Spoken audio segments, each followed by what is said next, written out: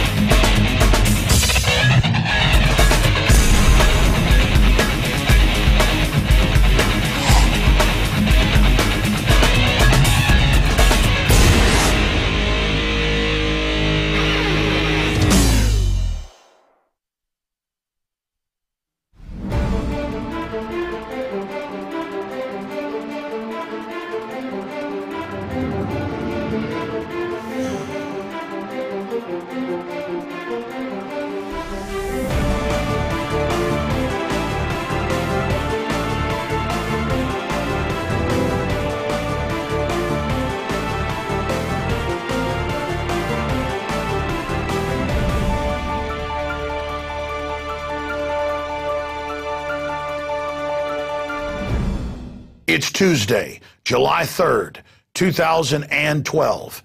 I'm Alex Jones, and this is yet another original edition of Infowars Nightly News. Strap yourselves in.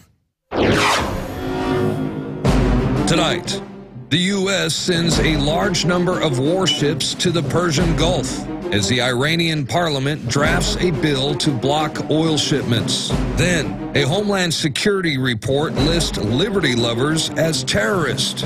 Are you on the list? Plus, a massive fraud is exposed by two Merck scientists as they claim the vaccine manufacturer falsified test data, spiked blood samples with animal antibodies, and say the Merck vaccine actually promoted mumps and measles outbreaks. The shocking court documents revealed. All that, plus Washington, D.C. investigative journalist Wayne Madsen, up next on the Infowars Nightly News.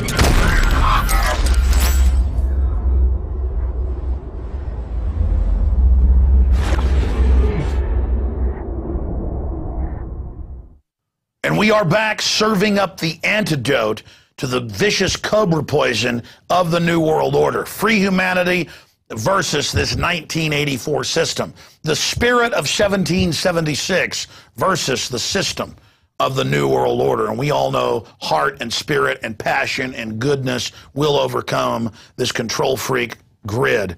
Again, Wayne Madsen coming up. A big 50-minute Ask Alex Jones, because there were so many questions and they were so good. In fact, that's going to air after the news, or is it coming up after Madsen? After the news and then Madsen. So, hey, we're busting our butts here. Over 2-hour transmission. Was it 2 hours, 20 minutes or something that we've got budgeted out here? Let's move to the news and video clips very quickly here. U.S. sends a large number of warships and planes to the Persian Gulf. They're also sending, I say there because the globalists, the bankers have occupied us, into the Mediterranean to menace Syria, following a move by Iran to blunt a EU-imposed oil embargo that went into effect on Sunday. The New York Times reported that the Pentagon has moved significant military reinforcements into the Persian Gulf to send a message to Iran. So big escalations ahead of an October surprise for Mr. Obama. Now, stop the presses here, because a rights group funded by the globalist says Syria might be torturing people. And you know what? I don't like governments. They're usually corrupt and evil. They might be torturing people. What is that? Like a video on YouTube that comes out every 5 seconds of a cop beating somebody? Should the U.S. be invaded because cops are beating people with clubs? I mean, hell, if that's the case, I've been beat up before. Maybe we should have an invasion of Austin But again, they say because there might be torture. Well, wait a minute. I thought the good guys, Jack Bauer tortures. I mean, they torture little kids at Abu Ghraib and Camp X-Ray and kill them. I mean, so should we be invaded? Oh, by what, the UN, run by the same bankers? Again, this is a new world order we're dealing with. So there is that, conflict of interest there, that hypocrisy, that oxymoron, that paradox, whatever you want to call it, of having that. Now, let's look at who the police and military are being taught are the terrorists on this eve of July 4th. I remember 12 years ago getting manuals that the FBI uses. It made national news at the time. They confirmed it was there, saying if you stop somebody, they mention the Constitution, they're a terrorist. Or if they've got to get us out of the UN sticker, they're a terrorist. Or if they talk about freedom, they're a terrorist. Or if they talk about the Second Amendment, they're a terrorist. I mean, they're just a terrorist. If you don't love absolute tyranny, if you don't love Kim Jong-il in North Korea, you're a terrorist. If you like living like they do in North Korea, you're a good guy. But it's diametrically opposed, 180 degrees from what our republic was founded on. Doesn't mean our republic ever reached what it was founded on, but it came somewhat close and made more wealth and freedom than any country ever saw, so we're now a bunch of decadent slobs. That's the byproduct of it as we go back into bondage. But that's the cycle of history, the prophets, the Bible, every culture, we know it happens. We're just here so folks know when we collapse why it happened, so we can go back to what's good. And now we're just trying to salvage something. But here's the latest article up at Infowars.com by Paul Watson. He has links to the report. Homeland Security report lists liberty lovers as terrorists, Americans who are suspicious of centralized federal authority, Thomas Jefferson, George Washington, reverent of individual liberty. Ooh, that is nasty. Reverent of individual freedom. Everybody's like, get rid of individual freedom. That's a really good idea. Deemed domestic threat, because you're not just drooling, watching America's Got Talent. You're not drinking your fluoride, taking your Prozac. You're not having kids having, seizures from vaccines. You're the enemy. You're not quietly dying. Entitled Hotspots of Terrorism and Other Crimes in the United States from 1970 to 2008, it's just now been leaked. They go on. They got paid $12 million to write this for Homeland Security. $12 million. Nowhere does it mention the vaunted Muslim extremists, because they're being used by the globalists to invade all these countries, Libya and Syria. I mean, I could republish a Homeland Security, ADL, Southern Poverty Law Center. I can always tell when they've written it, because it's just the same thing. It's super lazy. You set up a group that operates as official experts, like the Media Matters, that meets with the White House and gets funded by the Democrats, and then they're like, this guy thinks there's a world government. He's probably violent and evil. Meanwhile, back to CNBC. Aren't we lucky there's a world government run by bankers? Yes, we're their slaves, but they know what's best. Back to Alex Jones. The latest intelligence report by the Southern Poverty Law Center. Alex Jones, very evil. He thinks there's a world government. I mean, yeah, it's being set up publicly, authoritarian, whatever. Point is, I'm evil because a group got paid $12 million to rehash what the ADL and Southern Poverty Law Center says. I mean, it's just, and the police, they sit in boardrooms, because I've shown you the footage in Road to Tyranny that a firefighter sent us, police firefighters. They're going, George Washington was an enemy of America and bad. The cops go, that's right. And they're like, and the worst one was Benjamin Franklin. And they're like, that's right. And as long as you say that's right, yeah, actually, I'm doing a country boy accent. He's actually like a Yankee. Nothing wrong with that, but it's like, Defending Fires was a terrorist. I mean, it's in Road to Tyranny. It's free online. You want to support us, DVDs at Infowars.com. Been out for 10 years. But Americans who believe their way of life is under attack. Oh, no, our way of life is not under attack. I mean, come on, folks, come on. I mean, they're teaching 5-year-olds how to engage in sexual stuff that I didn't hear about till college. I mean, our way of life's not under attack. TSA sticking their hands down our pants. I mean, that's not under attack. There's checkpoints everywhere, troops on the streets, cancer rates, up multi-thousand percentage points. There's no problem. Americans who are fiercely nationalistic. Oh, my God. What an oxymoron. Americans who are fiercely nationalistic. I thought we were Americans. I thought that was, we were known as the best because we had more freedoms than other countries. We were the mark of freedom. Now we're the mark of tyranny. To export slavery and garbage, and the founding fathers are terrorists. Americans are fiercely nationalistic as opposed to universal and international in orientation. Which means I'll do whatever I'm told. Universal, international. I want foreign banks gang raping me. Okay? It goes on. People who consider themselves anti-global. Well, yeah, you mean foreign banks ruling me?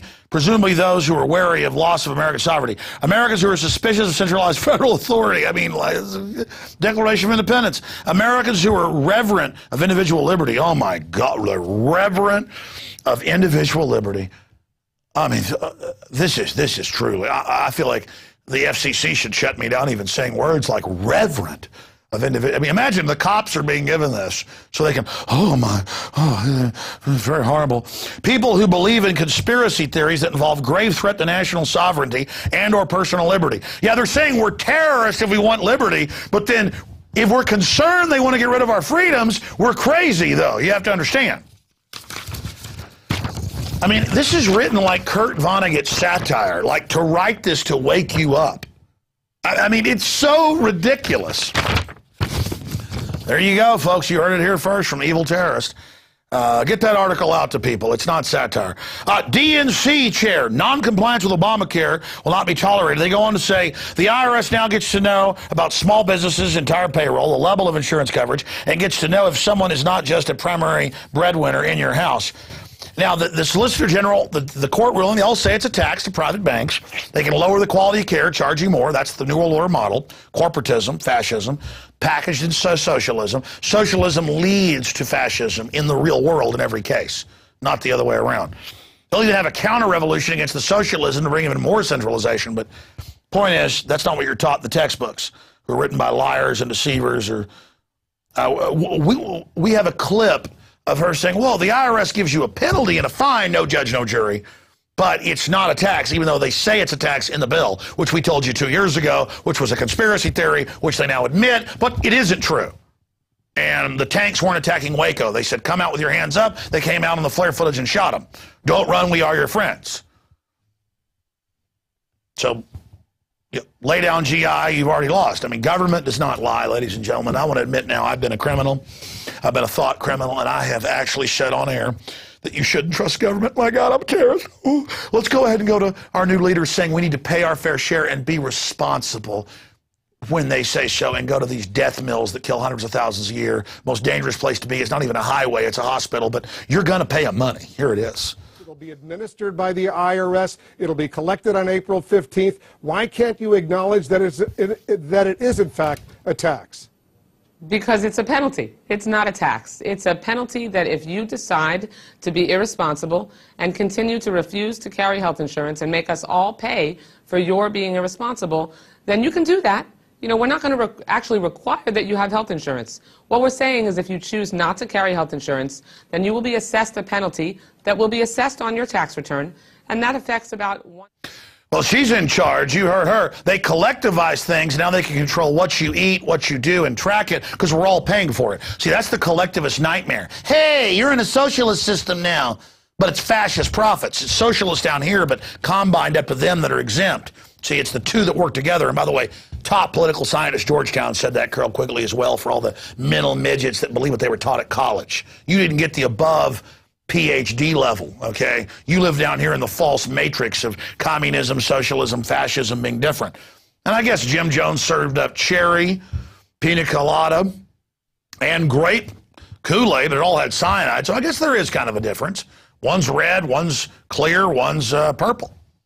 But it'll all kill you deader than a hammer. I mean, but there is a difference. I mean, there's little aesthetic differences. You know, it's like one tank is orange and runs over you, one is green, one is blue. It's like, hey, there's a difference, different paint job.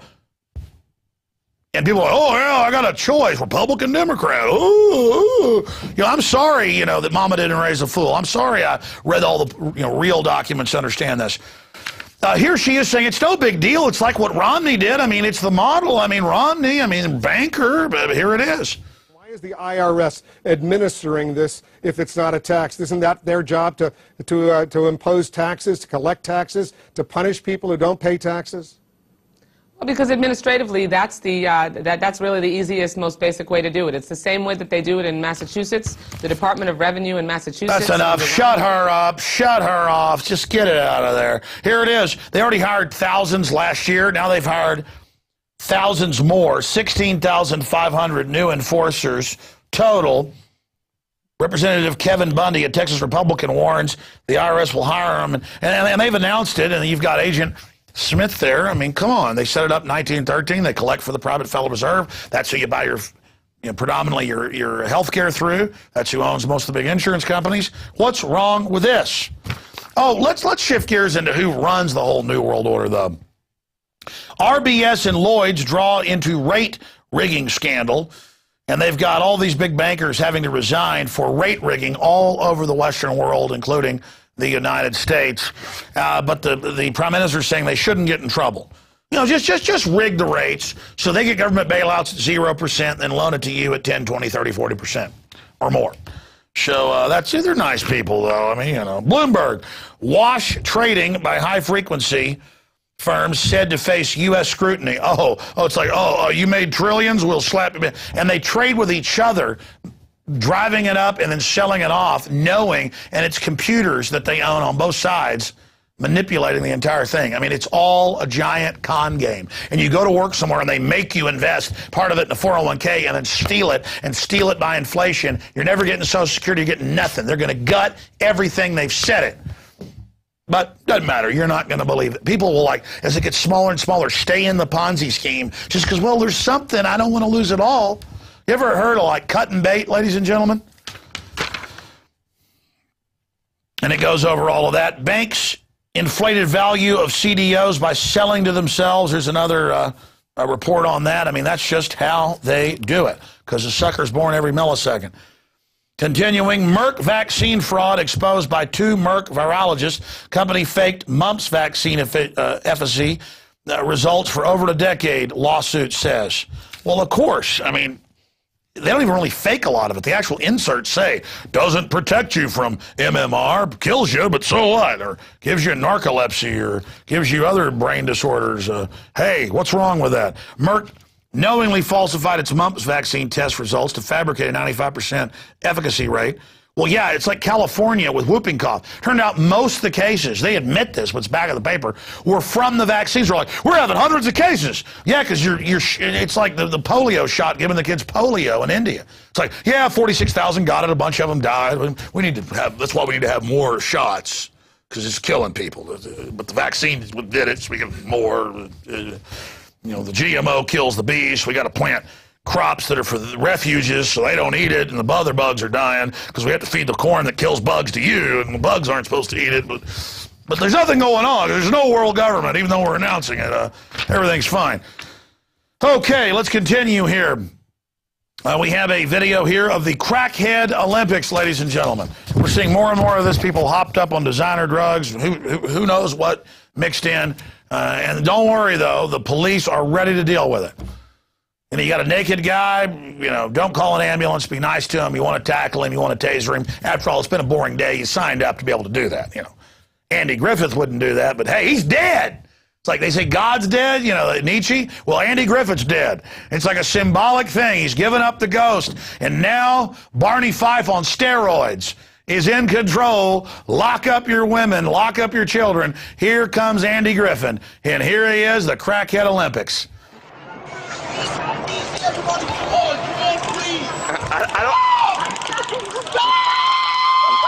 Oh, yeah.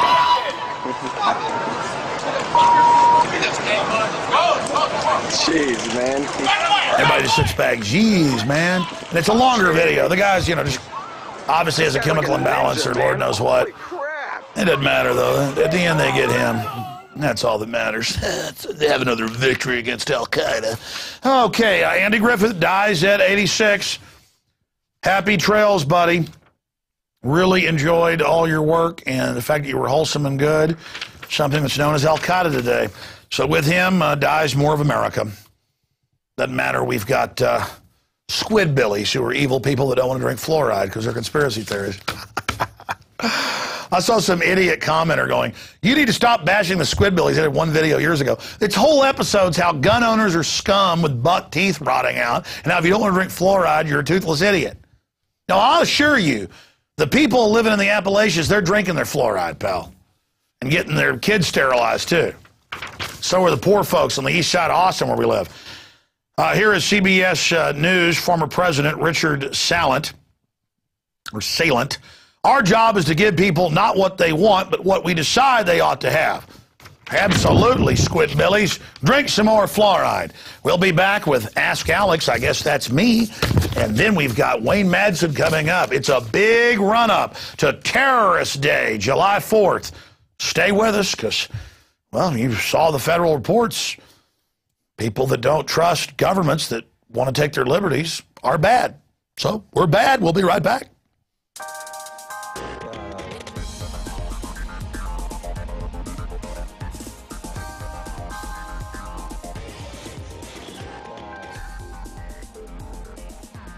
Hi and welcome.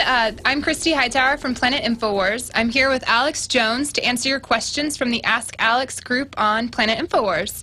So let's get started, Alex. The first question is, hi, Alex. I have just listened to your interview with David Rothschild, which apparently was a long time ago. But it was an excellent interview, and it makes me think, are you going to grill any other elites like Rockefeller or Romney or Al Gore?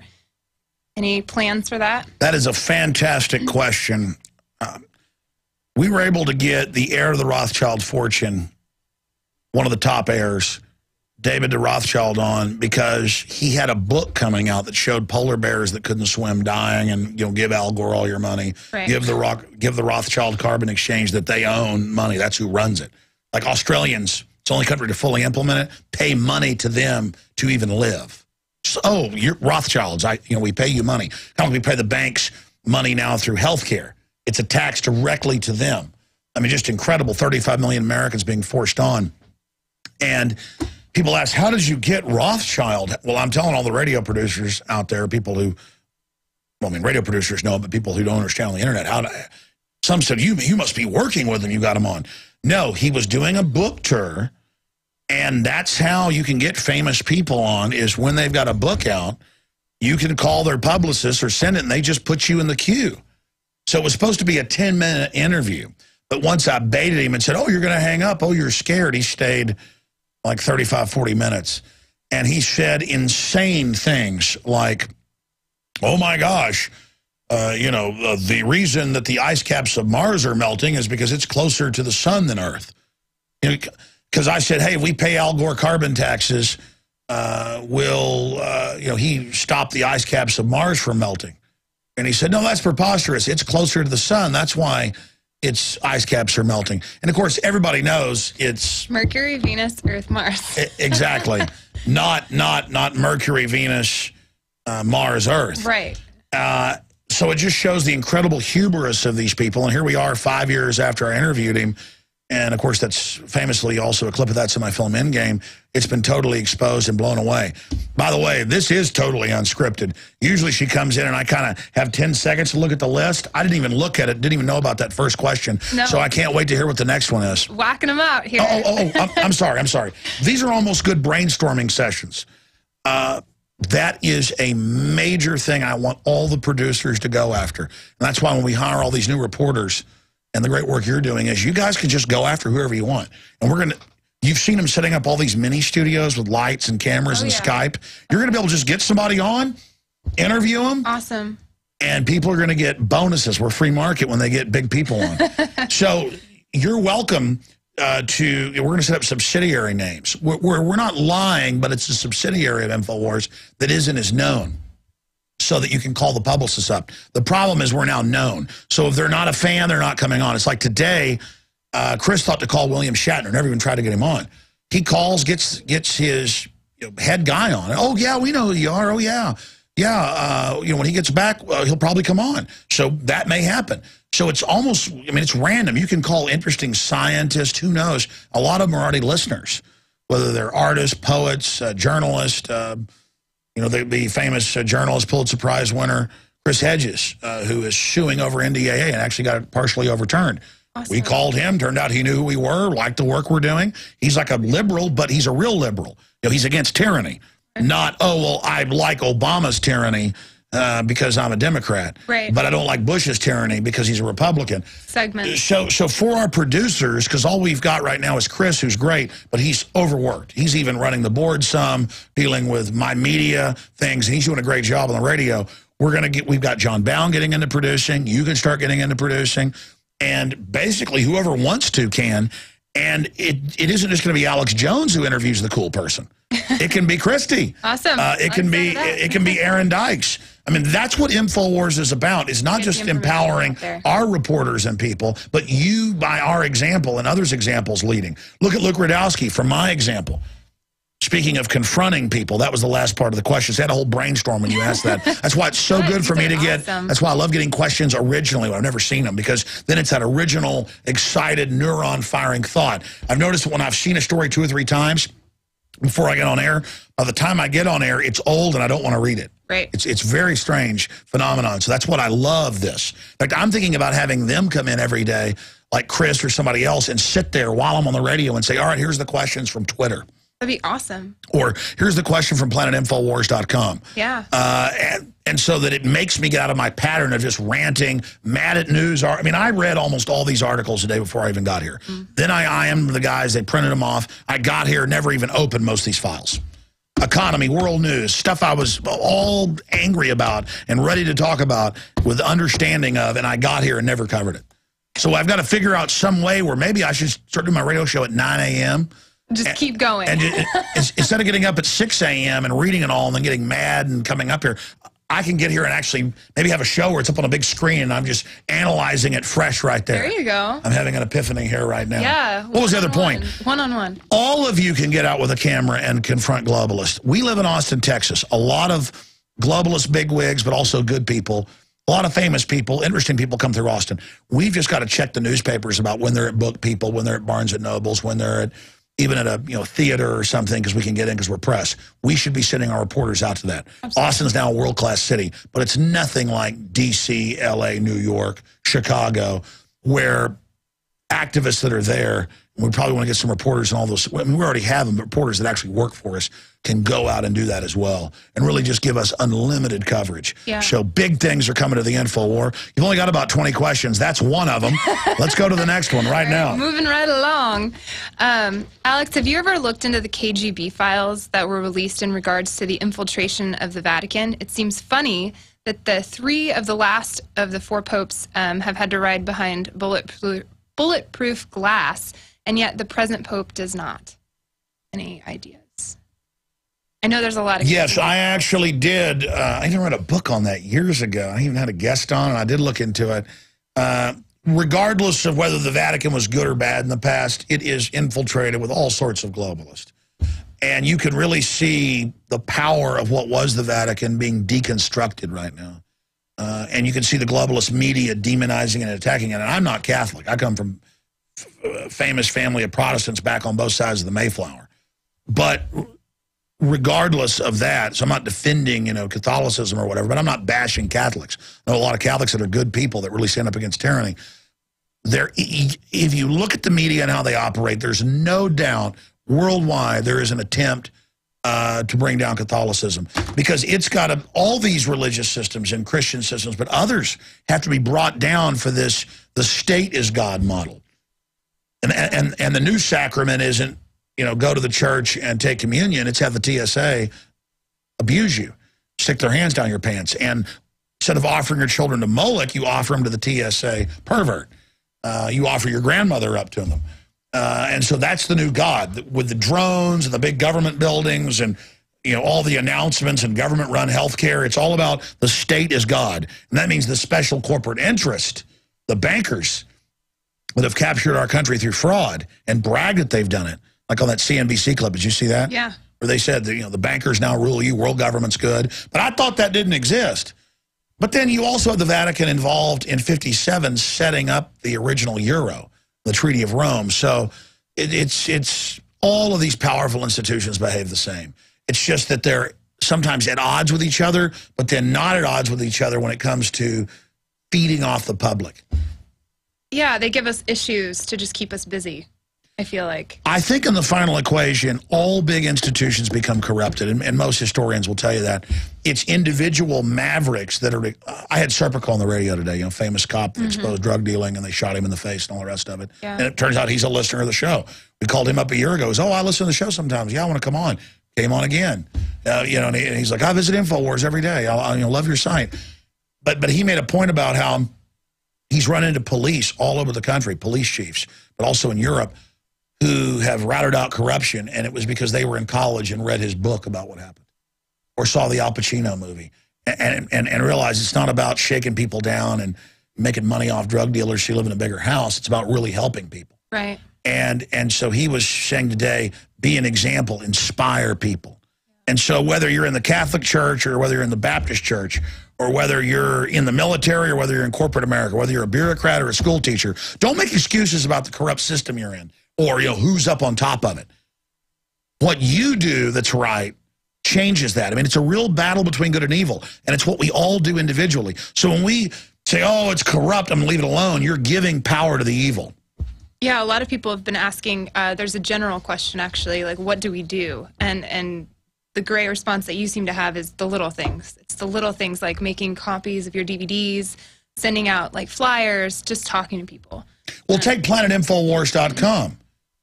Its success, and now we've gone through beta, and it had a few glitches like we knew, but now the guys have really got it working great. Incredible job. And so it's there for you, and people are meeting, they're dating, they're camping, they're shooting, they're getting together as activists, they're starting their own journalist groups. I've get calls on the radio all the time. We should start a segment once a week on the radio about Planet Infowars. That'd be awesome. It's all part of this brainstorming. Yeah. And so just remind me to do that, please. And nudge me into doing it because there's so much going on, you know how it is. Formulate it and come to you. I mean, you see what's going on around here. We're not sitting around. No, absolutely. Because we know the time is short. The enemy knows the time is short, and we've got to wake up as many people as we can before things go to the next level, or we could reverse that takeover. But what was the point I was making about... the little things. Oh, the little things. Listen, we're taking articles that men and women are writing on that website from all over the world, of every race, color, creed, and promoting them to Infowars and Prison Planet. And we're working on a system where what you vote up shows up on Infowars and Prison Planet. Right. And that's the key, not just what we're doing at planetinfowars.com, but setting up a system where whatever's top voted shows up on Infowars and Prison Planet. So again, we're in beta right now, folks. That's why it's so important to spread the word about planetinfowars.com and everything we're doing.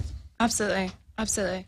Well, the next question actually has to do with Mitt Romney as a likely Republican nominee. So is Mormonism going to be related to the global elite? Is that going to come into play in any facet? Well, I think Mitt Romney is first and foremost a vulture capitalist, which is in the same family as a crony capitalist. He's a monopoly guy. His fruits are open borders, abortion, restrictions on the Second Amendment, carbon taxes. That's what he does when he's in power. His rhetoric, a lot of it's really good, but that's not what Mitt Romney's going to do. Kind of like Justice Roberts voted for the plan. And it's like, well, he's a Republican. Why? Well, because the insurance companies wrote this, their stocks are up, they want this. They get to cut the kind of care you get, charge you more for less, make you buy the product. Tell you when to die.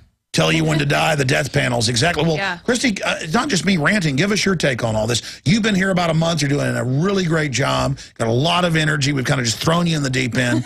What do you... Treading water. What I mean, politically, because when I interviewed you, you seemed interesting, but they'd already interviewed you. I think we did like a 10-minute interview. I never even found out your political views. I'm just kind of, hey, here's the stuff, social network, moderated, no hacking, no porn, and, we're not going to call for, killing races of people. Right. But it's pretty much wide open. Now that you've been, well, what were your views before, and now a month here, what are your views now? It's a really fascinating question, actually. You take the political talking points that you hear on all news sites, and you utilize those. And so you realize that that's all they are, just talking points, that you're really not delving into the reason that they're there, or even paying attention to the fact that you're getting kicked in the butt no matter who you vote for president, Republican or Democrat.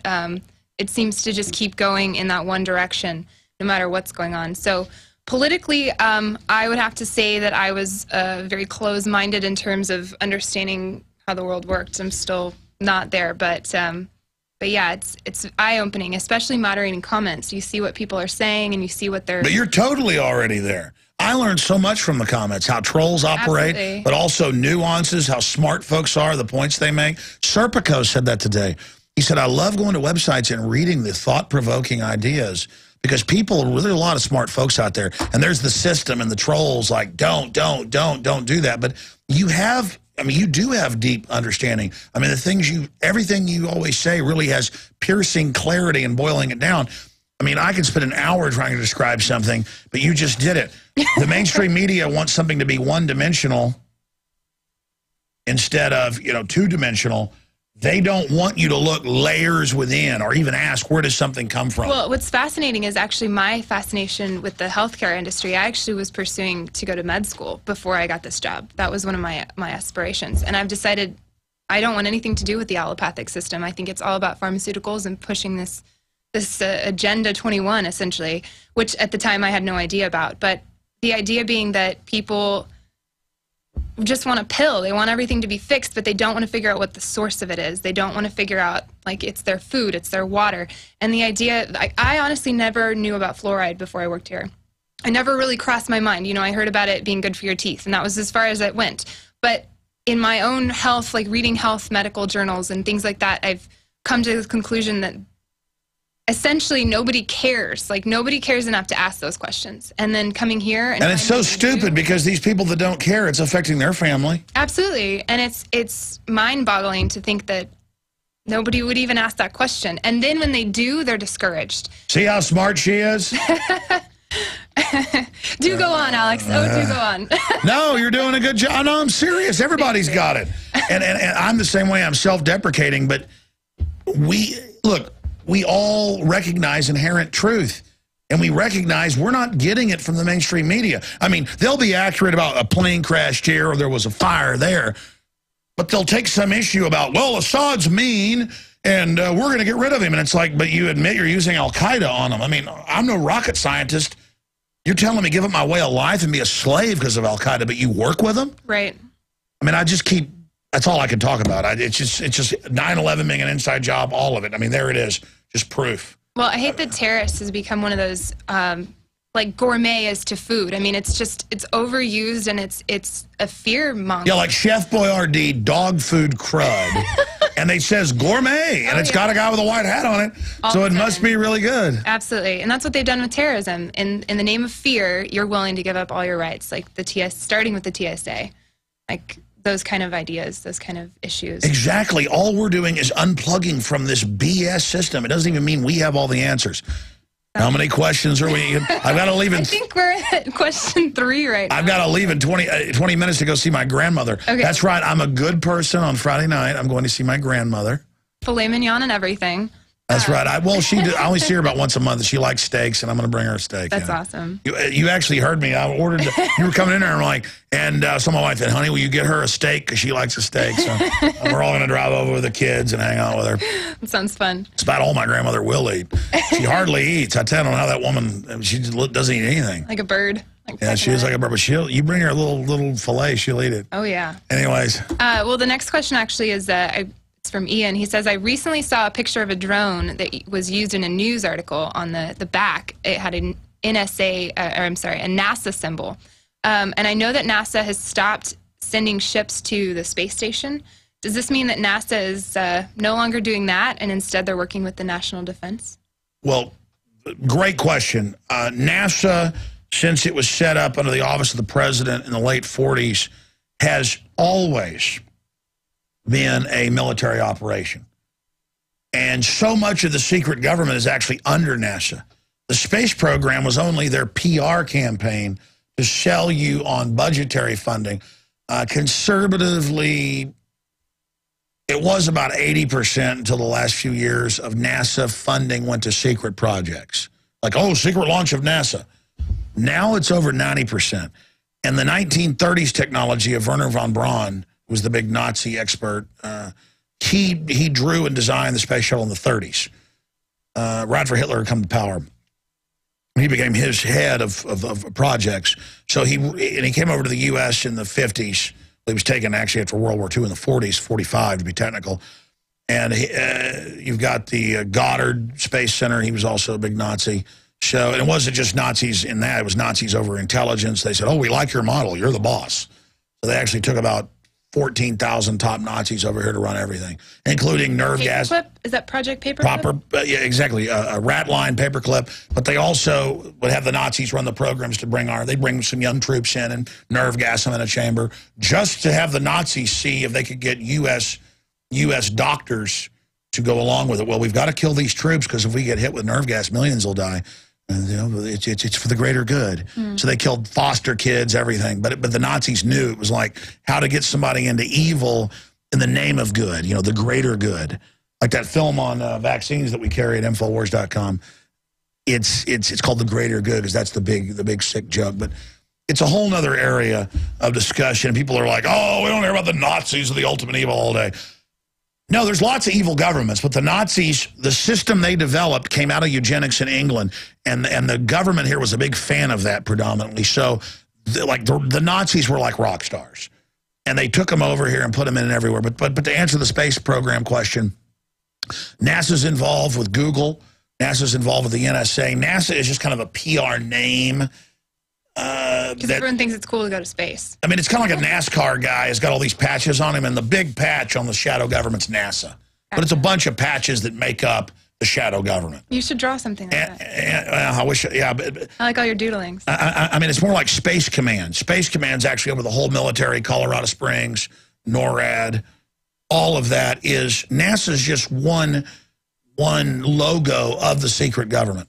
Gotcha. So it's always been secret.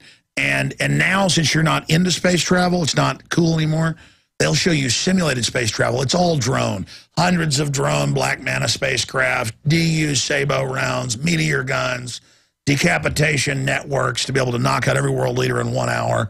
They had that in 1979. I've interviewed the former head of Star Wars, Dr. Bob Bowman. People don't think Star Wars started until the early 80s. I mean, it's just a huge secret government program, pretty much an off-world technological breakaway civilization. Wow. We don't even know how thousands of astronauts have died in secret missions. That's a conservative number. I've talked to former top NASA people who I've been friends with for decades, well, 15 years, who you can watch in the Apollo program are on the front line, like up there running things. One guy lives outside Austin. Cool, let's get him on. His name's Raymond Teague. Well, he's hard to get on air. I imagine. Plus, he's got heart trouble and stuff. And thing is, he'll tell you stuff in private. Once he gets on air, it's almost like conditioning. You can't even talk about it. Unnerving. But they went to the moon and beyond. The point is that what we were shown with the moon technology, a lot of that was fake because they don't want to show you what they've really got. Man, these are good questions. What's coming up next? Ron Paul is quoted as saying, "Nobody has a right to someone else's wealth. You have a right to your life, and you have a right to your property. But education isn't a right. Medicare isn't a right. These are things that you earn." But isn't it hypocritical to say that when we support a right to fair trial or a civil trial by jury, that isn't that hypocritical? Now, maybe I'm dense, but read me that question one more time. Essentially, Ron Paul states nobody has a right to anyone else's wealth, including education as a right, Medicare as a right, But isn't it hypocritical to say that when we support a right to a fair trial and a civil trial by jury? I included this question because I honestly wanted your opinion as well. I read it and I thought, I don't know. I don't know what he's going to answer. Well, that's a good philosophical question.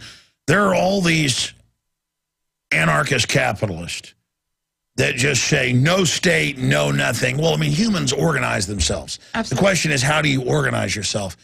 And so on one extreme, there's the argument that all good comes from collectivization, which we know is a nightmare. You have no privacy, no nothing. A bunch of people sit around or get in a gang with clubs and make you work for them.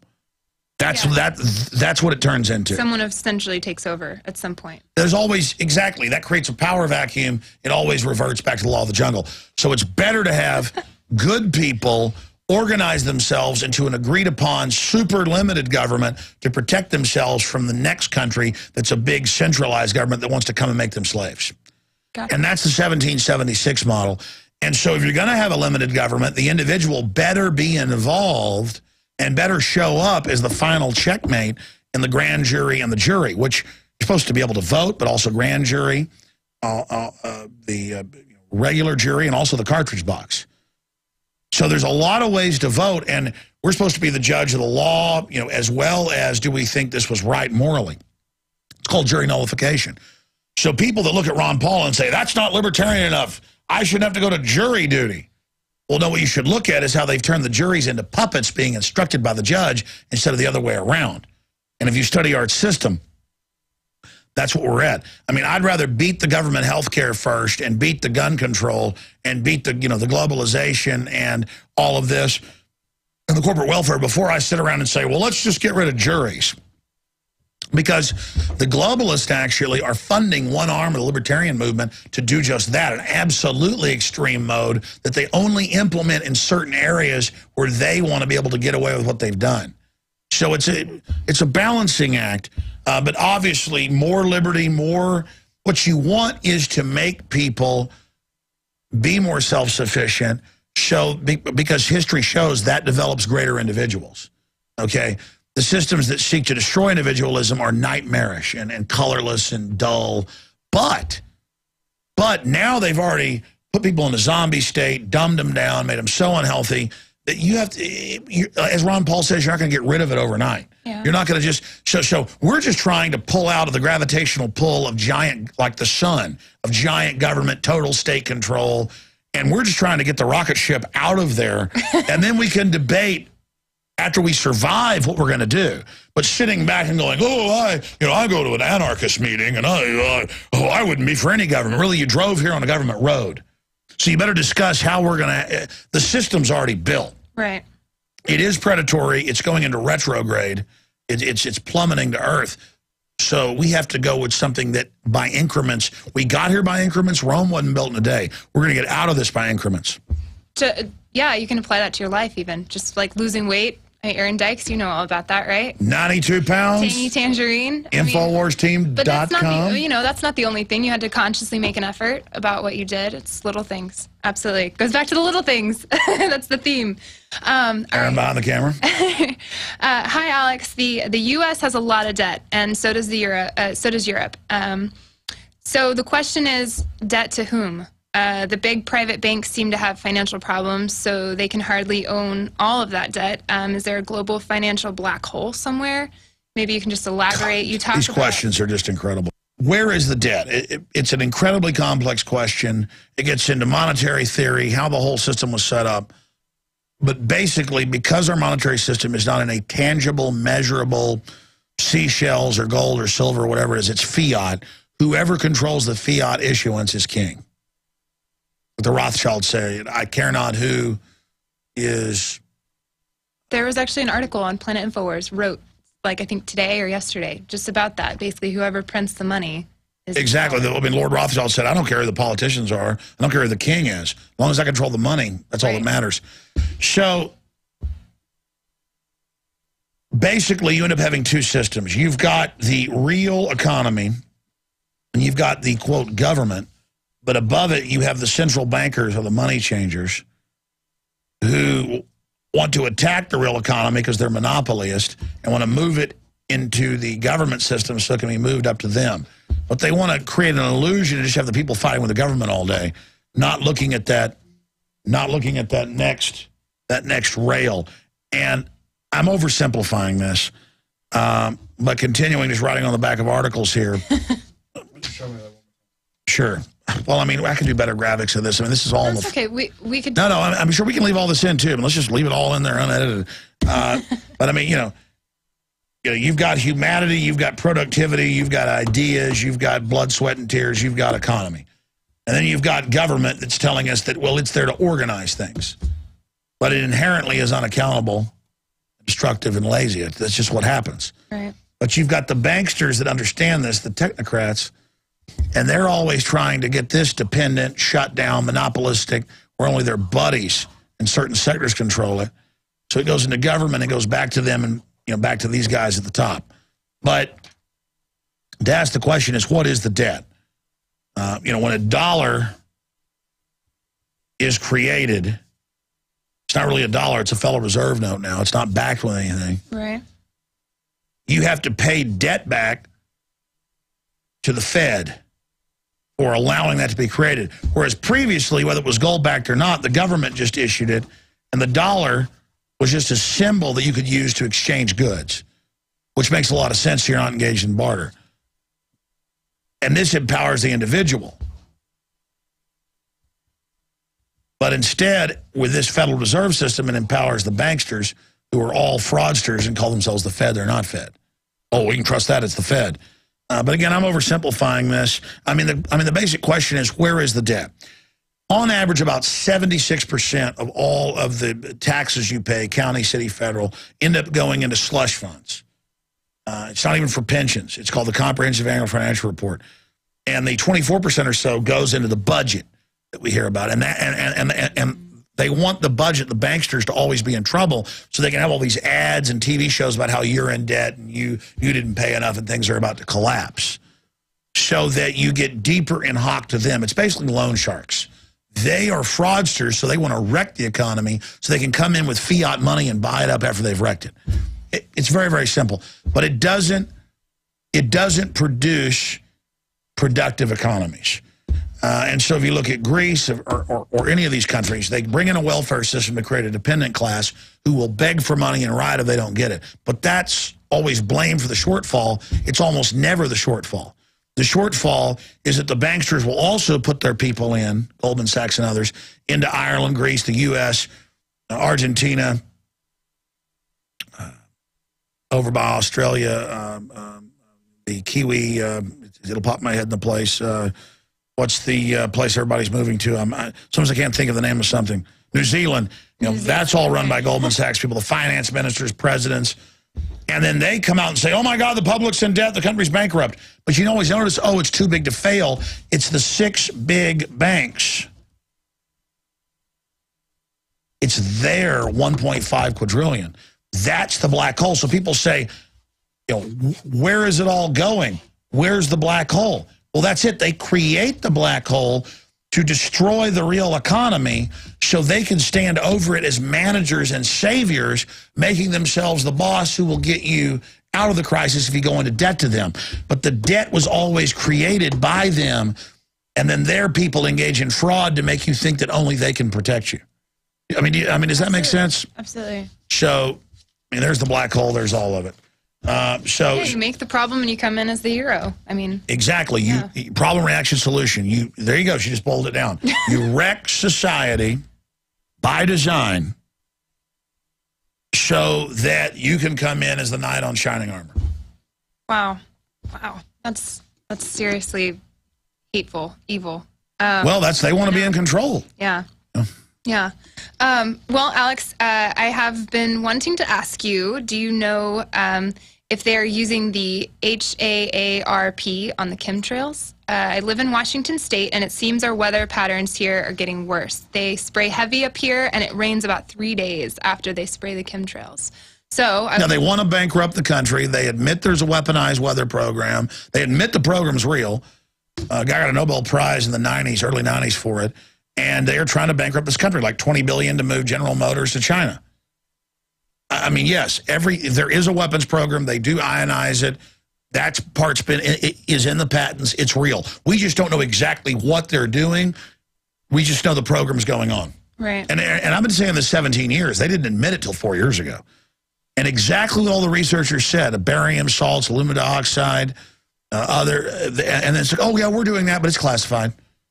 What they do is they add it to the jet fuel where the engines, and it disperses nuclei, and they do it in key weather. It's amazing. You can even see the patterns over the ocean. They even have. When you were a child, how long did a condensation trail, a contrail, stay up there? I remember thinking, wow, it's so cool how they stay up here for so long. I didn't think they would, but I don't know, maybe 30 minutes, something like that, hour. How old are you? You never ask a woman her age, Alex. Let's say under 30. Let's go under 30. Okay, I never even asked your age. No, the point is, I'm almost 40. Condensation trails dissipated in a matter of minutes, if not seconds, until the mid-90s. And now they persist, as they call them, and they stay there. It's not all planes. You'll have one plane right beside another plane coming in, and one's not leaving a trail, the other is. It depends what fuel additives they have. Actually have spray planes. It's incredible, but this is going on, and it just shows how you let a secret government take over of mad scientists. They just dominate society. Yeah, find out which ways they can do it. Okay, so what would be one of the best things to do if they release the weaponized bird flu? Is it? Oh, man, these questions. I should be doing these on the radio. Yeah, these are great. Or do a panel with Aaron Dykes. What to do? Yeah, but I like the fact that it's like fresh, though, but then it's like, wow. Yeah. I have moved to the country outside Austin because I'm not living in fear. I'm trying to live in control because I love my children. And the globalists really are pushing the idea in all the movies and culture, but also in government documents, that there will be mass plagues, weaponized Ebola, weaponized bird flu, mouse pox for humans. This stuff kills like 85, 90+% of people, depending on which. Some of them kill like 98% if you get it. And, of course, they'll have some vaccine that cures you, but God knows what it gives you. I mean, it's just diabolical crazies. So if all that happens, I still haven't set up the telecommuting out where I live because the internet wasn't what they claimed. It barely works. But, I mean, in the final equation, I'll have to take care of my children. The best thing you can do is get away from population centers if they release it. But if they do release it, they're going to be spraying it. So I don't know how you escape it. I mean, it's what's so horrible about these people. And how they say once they get a big enough police state in place where they think they can release this stuff and control the panic and pose as saviors on the news, they're going to do it. And the very newscasters that are compartmentalized are going to lose their family. They're reporting that the government's the good guy and everything, and it's all engineered. And then we have all these documents where the very government posing as a savior is the one developing it. It's just horrible. What do those reporters even do all day? I mean, like, how is it that they say they have slow news days when there's all kinds of documents being... Well, the average reporter, like at CBS or NBC or ABC, the national, even if they're an affiliate, but a lot of them are owned by sub corporations, they have news packages, have already produced video. And then all they've got to do is read the teleprompter, and it looks like local news. About it's the law to take vaccines when it's not. People can look it up and find out it's a hoax. Even Dr. Oz doesn't give the H1N1 vaccine to his kids. He's on record as saying that. I think that's because morally in the final equation, he knew how dangerous it was. He couldn't just sit there and go along with that fraud. But the issue is, I had the former owner of local NBC station, since I've lived here, he's been on TV, the head guy at CBS the other day. They said, oh, we want to come by. And they got here, and the questions were coming out. At the end, they go, oh, by the way, this is for national CBS. I'd already figured that out, the questions they were giving me. Because it was on multiple subjects.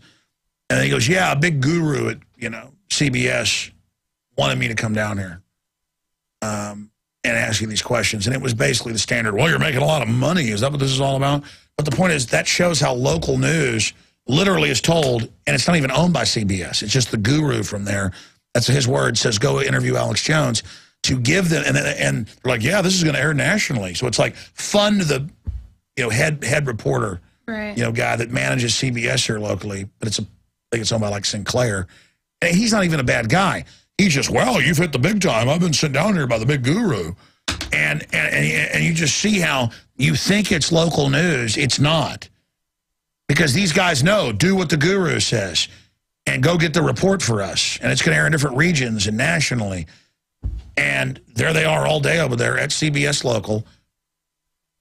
Like 6 years ago, I have the tape of that same CBS before he was there. I'm not bashing him, saying mercury's good for your brain. So you can type in mercury good for your brain. Go ahead and take some arsenic pills while you're at it. Why not? Well, and it's weird. A tiny bit of mercury and arsenic, totally microscopic levels, I've talked to scientists, is actually needed.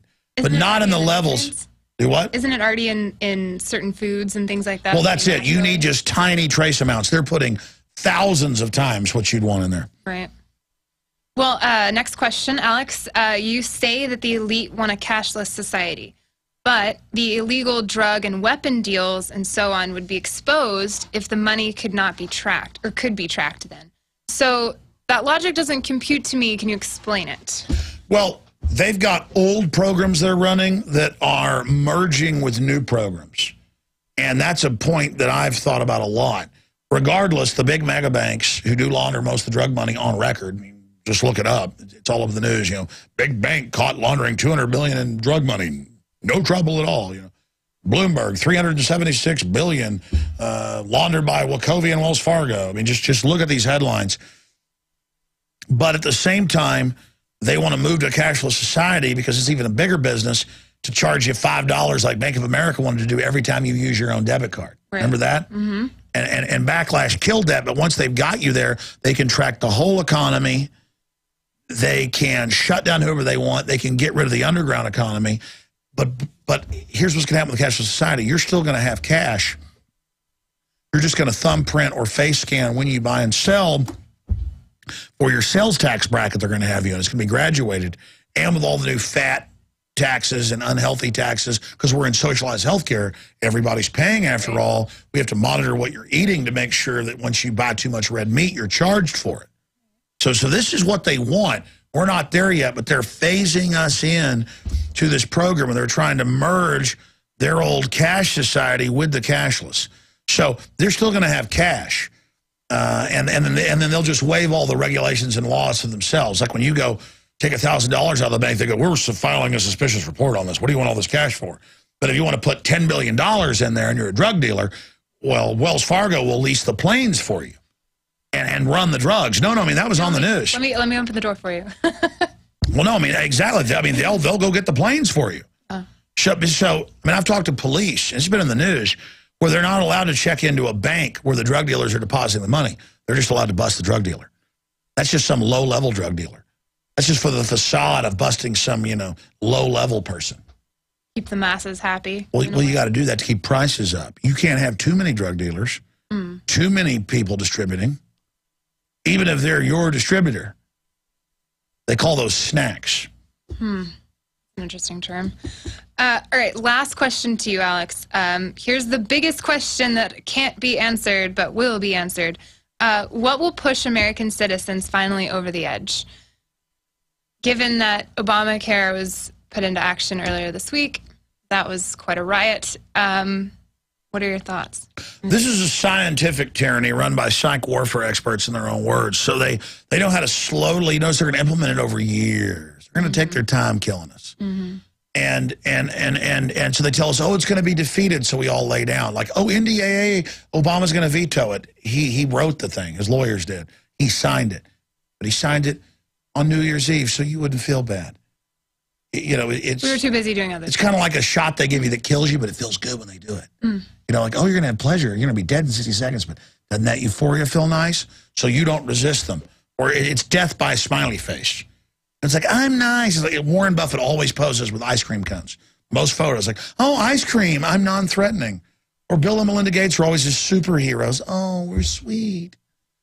This is all part, real evil doesn't dress up like Darth Vader or Freddy Krueger. It acts all like an NPR thing. Hi. That's how you get a horse when you're taken to the glue factory. Got a 20-year-old horse. Yeah, that old nag, she ain't bad, did a lot of work, but she's old, and I'm gonna sell her off for dog food. They're gonna chop her hooves off and turn them into Elmer's glue. And you just come on, Betsy, come on, got some right here in the trailer for you. Yeah, there's a carrot in there, sweetheart. You go on in there, honey. They don't go, I'm gonna turn you into glue. The horse would run off. It's like, how you doing, sweet cake? Come on in, it's all right. You see, I actually only a few times delivered cows to slaughterhouses. And they'll open up as I work for a large animal vet, a few times we had to be there shooting open vaccines just to follow regulations at the slaughterhouse, even though it wasn't. And when they first bring them, you don't want them to get upset, big trailers of cows. It's just like, all right, come on off, because you don't want them to stampede. But if they don't do what you say, you give them a little cattle prod. But it's like, all right, everything's fine. You're going to enjoy this. And that's how they do it with horses. It's like, come on in here. When they walk over to a horse that's broken its leg in a race, they don't come up and try to scare it. They're like, it's all right, it's all right. And they take the handgun and shoot it in the head. It's just, oh, we're NPR. We got a nice, friendly NPR voice. You see how that works? And so that's what it is. It's just all, If we can break people out of their trance, we could collectively at the grassroots have the minions of the system realize that this is going to destroy their children and their future. That's the only hope, is accessing the ancient survival mechanisms of humans. But through archetypal programming, the system is able to shut that down. They know exactly what they're doing. So we're here just cutting through the signal with a direct, hey, They live, you sleep, and they want you to sleep so they can kill you. Wake up, truly live. But what will probably wake us up is if the globalists, they like to overdo it. They think they're gods. They understand how we work, but they're not gods. They cheat each other. They infight. That's one of the biggest threats against their program. But then from the grassroots, from the proletariat, as they call us, it's that they're going to implode things too fast and things will get out of hand. That's why they want to move gingerly. People will wake up. Because they're loading thousands of horses on to go get cut up for steaks to be sold in France. You know, they want to get all the horses on the train here. That's why they don't kill me. Because I'm kind of kicking and jumping around going, "Arr, arr." They're like, never mind him. You get on that train, there's a bunch of carrots at the other end. And I'm like, no, I saw what they do. They're like, you know. Oh, man. Do you see the analogy? Yeah, absolutely. When you put it that way, it's really easy to pick. No, that's why they act real. The whole act of the sandals and the hippie stuff, they have lots of minions who just like the style. They're not really hippies. They're, you know, people that are into freedom. You take folks like Bianca at the Texas Academy of Sciences. I mean, he had like a 90% standing ovation, crying when he said 90% will soon die, including my family, airborne Ebola, and other scientists all around the power trip of, we're going to kill everybody. Ah. I mean, they're just like these, it's scum is who they are. Yeah. It's just the wild control of, we're going to kill everybody. Oh, it's so much fun. And like the average person is like, what?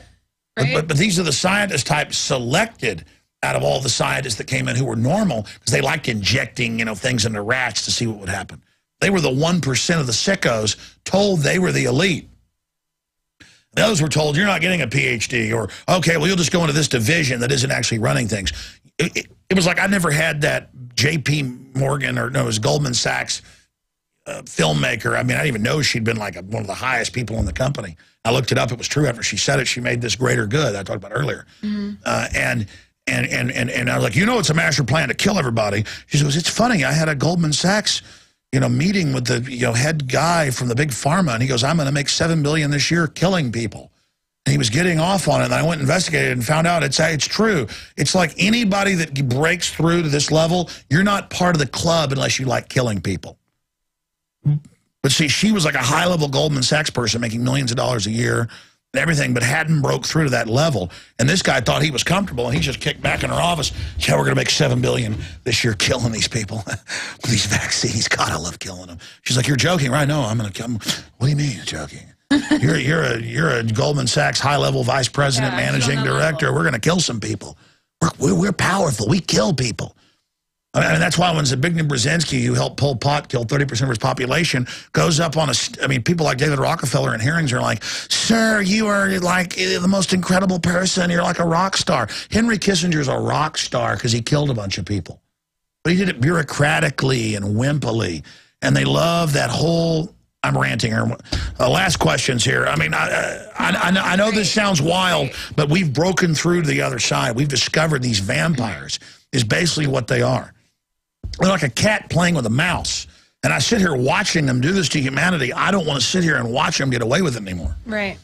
Which is awesome. I want to rout these people. They came up with this scientific, passive, you know, I'm in a pink outfit. That's a camouflage. The ultimate camouflage is they're acting non-threatening. These are ravenous, demonic, psychopathic killing wolves. Well, to the average person, we don't comprehend that. Like, I don't want to kill anybody. I have no desire to kill anyone, so why would anybody else want to do that? You just don't realize the power of it. I guess I'm not that high up yet. Alex Jones, thank you so much for coming on and answering these questions. Thank you. I mean, I know that was like 40 minutes. That was wonderful. Again, I'm Kristi Hightower with Planet Infowars. Send all of your questions to the Ask Alex group at Planet Infowars, and till next time. And we're going to start a lot of other stuff, too. I mean, we're trying to get the articles you write up on the main Infowars.com, prisonplanet.com.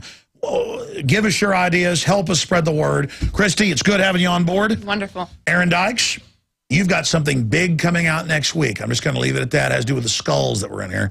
It's big. It's big. Big secrets. Oh, awesome. That was one of the questions we only have so many questions we can ask at a time. Well, it was supposed to come out earlier this week, but it's an ambitious project. Okay. They're excited. Awesome. All right. Thank you. Absolutely.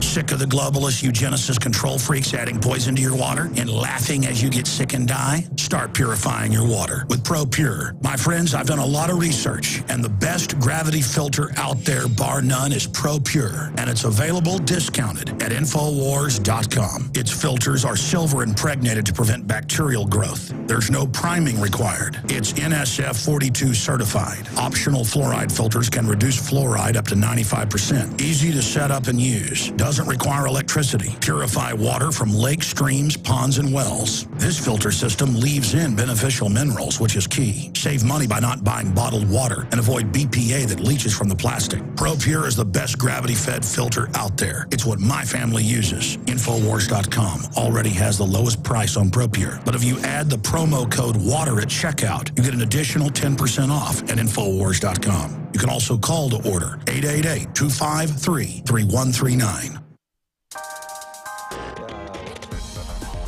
Hi, I'm Kristi Hightower, site moderator on Planet Infowars, here to let you know how patriots like you are talking this week. Have you ever thought about the greatest risk to civilization, biologically referencing? Well, user Rosso has, and in his article, The Greatest Biological Threats to Civilization, he references something like 20 different known biological threats: anthrax, cholera, Ebola, different things like that. He gives you fatality rates, symptoms, how it would affect you, and these are just the ones that we know about, much less ones that might already be developing against us. Then there's an article by In Like Flint, The Universe, Ancient Astronauts in Atlantis. He starts by telling you a story from his childhood, how his fascination with aliens from above coming down and giving us technology from ancient civilizations ago, and how the in the know now are holding this information, withholding it from us.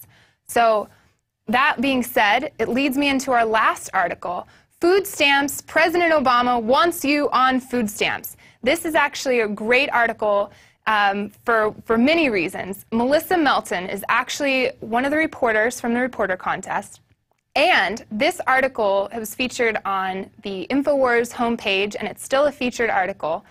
She talks about how skyrocketing food stamp usage during Obama's presidency, something like 100%. She gives great references. She is well-spoken and had a great response to her article. So that being said, we are looking out for great articles, well-written, well-referenced. So keep up the good work, you patriots out there. And that being said, also, some other things on Planet Infowars, you can find the deal of the day, like In the Fed t-shirt. We had that on sale for $12.95 in the sidebar, and that's only on Planet Infowars. Other things like groups that you can join, get active, create missions, meet people in your local area. So keep up the good work. We are paying attention, and thank you so much, patriots. Till next week.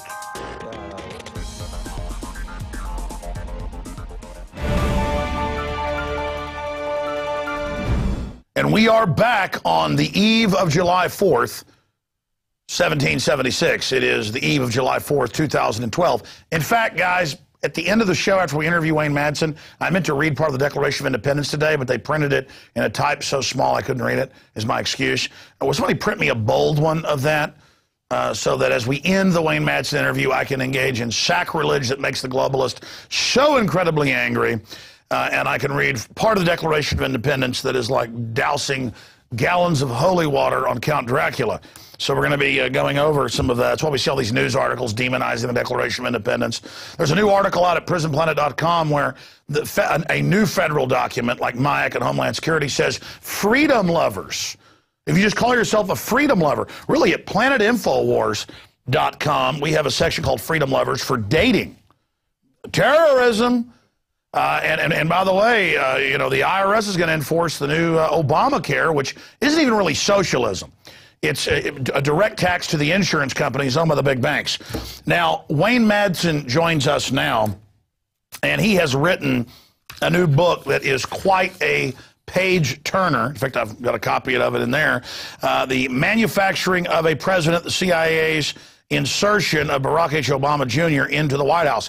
And it's at WayneMadsenReport.com if you want to get a copy. Now, going back to reason he's joining us today. We have an article out of the Daily Mail just last week, and there have been hundreds of these. It turns out dreams of his father, even Obama's spokesman had to admit a few months ago, oh, a lot of it is just composites and well, what we'd like you to believe, basically. They came out and admitted that a lot of it is fiction. Well, the whole thing is a fiction, and somebody who's been to Indonesia, somebody who's been to Africa, somebody that's been to all these places is Wayne Madsen, quite the globetrotter, and he's been to Chicago trying to find out who he is. Is he Barry Soetoro? Why are all the records secret? Why did they say for 16 and a half years in all of his publications with his publicist that he was born in Kenya? Why does his wife say twice, we went back to his homeland, Kenya? Is that all just a giant cover for who he really is? All we know is Barack Obama is not who he says he is, and Granddaddy and Mommy, this guy's got more CIA in his family than even the Bushes. I mean, it'll make your head spin. And I'm going to get his take on dreams from my real father that I think is very compelling. Well, the family hung out. He wrote about him a lot. The dad would come, the grandpa would come over and visit him. From the voice, the face, the photos, I believe that there's a very good chance that this is accurate about who his father really is. And that's why they put out the whole thing. He was from Kenya. We're like, hey, you said you were from Kenya. And he's like, I never said that. We're like, you say it right here. And then it turns into, but that's exactly how these agencies operate. Speaking of agencies, whistleblower, Wayne Madsen's written for some of the biggest publications in the country. He also was in anti-submarine warfare for the Navy before being with the National Security Agency, NSA. And he's also appeared at ABC, NBC, CBS, CNN, BBC, Al Jazeera, you name it, he's been on it. And you can always see him reporting on national security issues. If you're watching C-SPAN, there's a big national security hearing. You can see him back there. Hangs out at the National Press Club. Gets a lot of important work done. He joins us to get into the providence of Obama and why this is important, because we know he's not who he says he is, so they can blackmail him. That's what's important here. I've never claimed to know exactly where he's from or what's going on. We just know his official story is a piece of fantasy that would make a science fiction movie pale in significance. But enough of my ranting and perseverating. Wayne Madsen, before we get into your new book, which I want to spend the lion's share of the interview with you today, I always love picking your brain, one of my favorite guests to get on. What do you make of this health care legislation? What do you make of all the draconian police state announcements that are happening, and the fact that government, it seems, has gone completely insane? I mean, things are undoubtedly accelerating. Do you agree with that statement? And what do you make of what's happening right now? Well, I think it's, I saw a poll the other day. It's basically said that most Americans, conservative, liberal, it doesn't matter, are just fed up, and there's a lot of anger. And we saw the anger, how it manifested itself into the Tea Party and the Occupy Wall Street movement. And I think, and just the sense I get from Washington is that some of the politicians, some of the elected officials in Congress are picking this up now that they're going back into their districts to campaign for re-election. And of course, they still sit here in Washington and they're still protected, but they're starting to feel that angst out there in the country. And the health care program, the mandated payments, again, is just another effort. As you said, it's to make the insurance companies wealthy. People are going to have to buy this insurance, and they're going to be buying it not from Medicare. They're going to be buying it from Aetna or Blue Cross Blue Shield. And obviously that's why their stock went up on the Roberts, basically the switchover vote. Apparently was going to vote against it and decided at the last minute to vote along with the other four justices. Yeah, I saw reports at ABC News and CBS. What we all knew was obvious. They were going to announce it a week and a half ago, but postponed it a week. And now they're admitting that, oh, he did indeed switch. So what type of pressure, you live there in D.C., you cover this, what type of pressure do you think they put on him? I don't think they had to put too much pressure on him because before Roberts was a judge. He was a senior partner for Hogan and Hartson, which I think's changed its name to Hogan and Lovell now, a big D.C. law firm. And amongst their clients are the biggest insurance companies and pharmaceutical companies in the country. So his portfolio, which I assume is in blind trust, probably did quite well. So I don't think he had to have his arm twisted too much because he's a wealthier man as of his vote. Sure, and I mean, this really is just another bailout to the mega banks, and so they come to him and say, do this or it's all going to collapse, but it's guaranteed to collapse it in the final equation. I mean, I want to coin a term basically here today, and I want to get your take on this if you agree with it, but studying geopolitical systems, Carol Quigley at Georgetown talked about this, that we want both parties to be there to have the illusion, but the difference to only be in rhetoric. In the final equation, the establishment gets what it wants, and so it's like a soccer game. I mean, it's an event, but it doesn't really have any outcome other than just enriching the ruling class. But to coin a quote or phrase here, in history, fascism loves to masquerade as socialism, or socialism is a cloak for fascism. And then so-called political scientists will say, oh no, the two are very different. But if you actually study history, a lot of socialisms are really just fascist systems calling themselves socialist. I mean, Hitler did that, but at the grassroots, it's a low-quality socialism, and then it always diverts the money to a fascist combine that writes the laws and controls the regulators and exempts itself from everything. I mean, what do you call a system like that?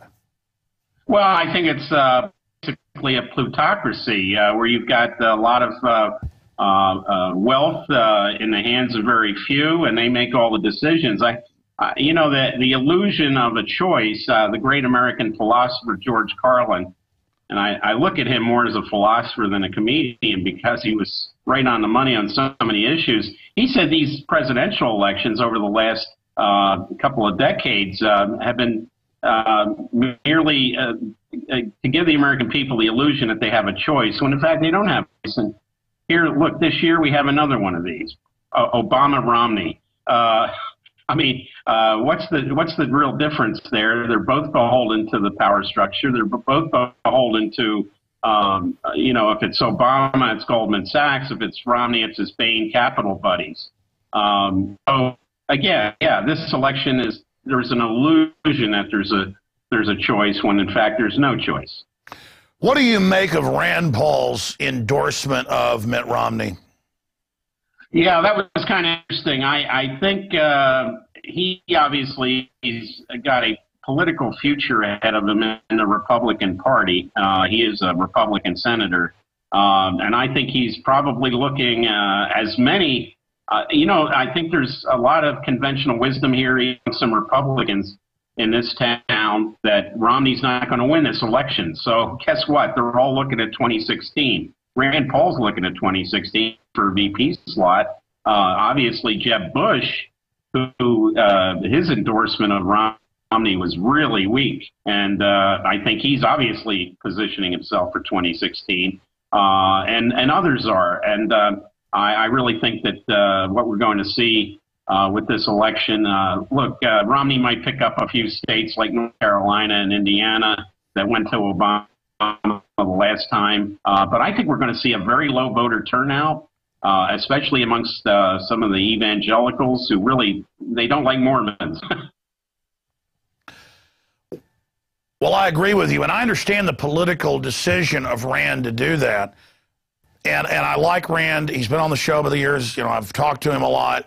I don't think he's a bad person. It's just it's so refreshing that Ron never did compromise, and that was the missing ingredient we need to have statesmen and not politicians. But I just see a lot of signs in Campaign for Liberty that instead of them taking over the Republican Party like they said they were going to do, more and more they're being absorbed. And so it's more of just a thing of, okay, I still like some of what you do up against the TSA, Federal Reserve, corporate welfare, things like that, but just the general move, I'm simply voicing that I'm not in a cult, so I'm saying I don't like the direction Campaign for Liberty is starting to go in. Yeah, and I think there's always been a feeling that people who run, like we saw a lot of Tea Party candidates, they were successful running for the House of Representatives, especially. And there's always the idea that the person doesn't make the office makes the person. So when they get into the system and they get all the briefings and the committee assignments are doled out, then you start to see whatever rhetoric they use during the campaign, they become a member of the club. It happens all the time. And they want to win in their competitiveness within a system. But if the system is broken and inherently a fraud, they would have more power, even if they were just opportunists, and I'm not saying they are. I believe Ron Paul is an idealistic person. I think his son, to a great extent, is. But in a world of universal deceit, telling the truth is a revolutionary act, to quote Eric Blair, a.k.a. George Orwell. And so I just think that going with conventional wisdom, Senator Paul, who the system tried to defeat and who we backed, first the Republicans in the primary and the Democrats, with every dirty trick, he was loved, and his star rising from the grassroots as this system is collapsing because he was seen as contrarian to the status quo fraud. So I just don't buy into the old line wisdom of we must join with Sauron, like Saruman tells Gandalf. I think it's madness. But again, it comes off as all the advisors telling him, "Oh, you're doing the right thing, young man. You're going to go far." Go far in the Third Reich, the Fourth Reich? I mean, no, it's a bad move. Right, and the Senate has always been considered one of the most exclusive clubs in the world. There's 100 of them, and many of them have been there for decades. And it is one of the most exclusive oligarchical clubs around. What a shame. They should know there's people like Specter and others have been losing and getting thrown out. So they should pay attention to that. Well, they should. And I'm just, my gut feeling is that with this election, because I think it's going to be very low voter turnout, we're not going to see a lot of incumbents. We've had some incumbents tossed out in the primaries, but I think we're going to see the same thing that happens every election. They don't throw the bums out, they throw the bums in. I predict the GOP establishment will betray Rand Paul. What do you think? What was that? I predict the GOP establishment will betray Rand Paul. Oh, look, this is a viper's den. If you let your defense down around these people in Congress, they're plotting and scheming all the time, and as are their staffs. They're always trying to position themselves. I forget who said it, but somebody once said that every U.S. senator, when they wake up in the morning and look in the mirror, they see the next president of the United States. And, of course, they don't all believe that, but definitely they're out for themselves for the most part. Now, they certainly take themselves very, very seriously. Okay, I want to get into your new book here and chronicle the background, because I know people have heard part of this, but you're really an expert on it. I want to go over the full waterfront. But then at the end of that segment, about 20 minutes or so on the book, or longer if you need it, I want to just grab bag what is on your radar screen, because I know you're always investigating other things, and I don't know what those are yet. I want to find out at the end of the interview, but I just wanted to make sure we don't forget to do that. Wayne Madsen, tell people about the new book, The Manufacturing of a President. People can find it there on your site, WayneMadsenReport.com. Well, this all began when I was sitting up at the National Archives, sitting there at a terminal going through reams and reams of CIA documents that have been declassified, many of which are heavily redacted. And this was February of 2009, so Obama had only been president for a couple of weeks.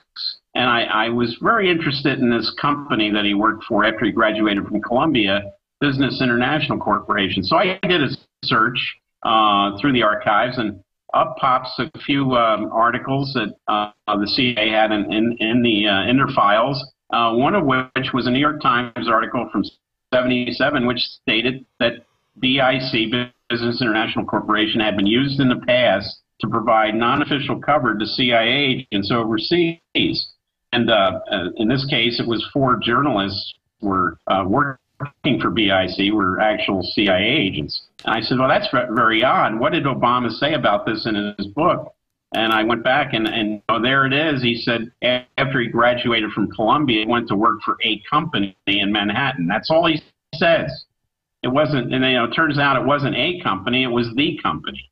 And even the David Maraniss book that's out on Obama, he had to address that CIA connection to BIC. So he cites a conversation between Obama and some BIC more senior guy, I guess, in the hallway. And he says, oh, they got in a big argument where Obama was criticizing the CIA. And this older gentleman was basically saying, look, they're not all bad there, but I think this is more, and that's it. And that's it in the Maraniss book, because, they're not going to go into the depth that I went into, BIC. Who were they?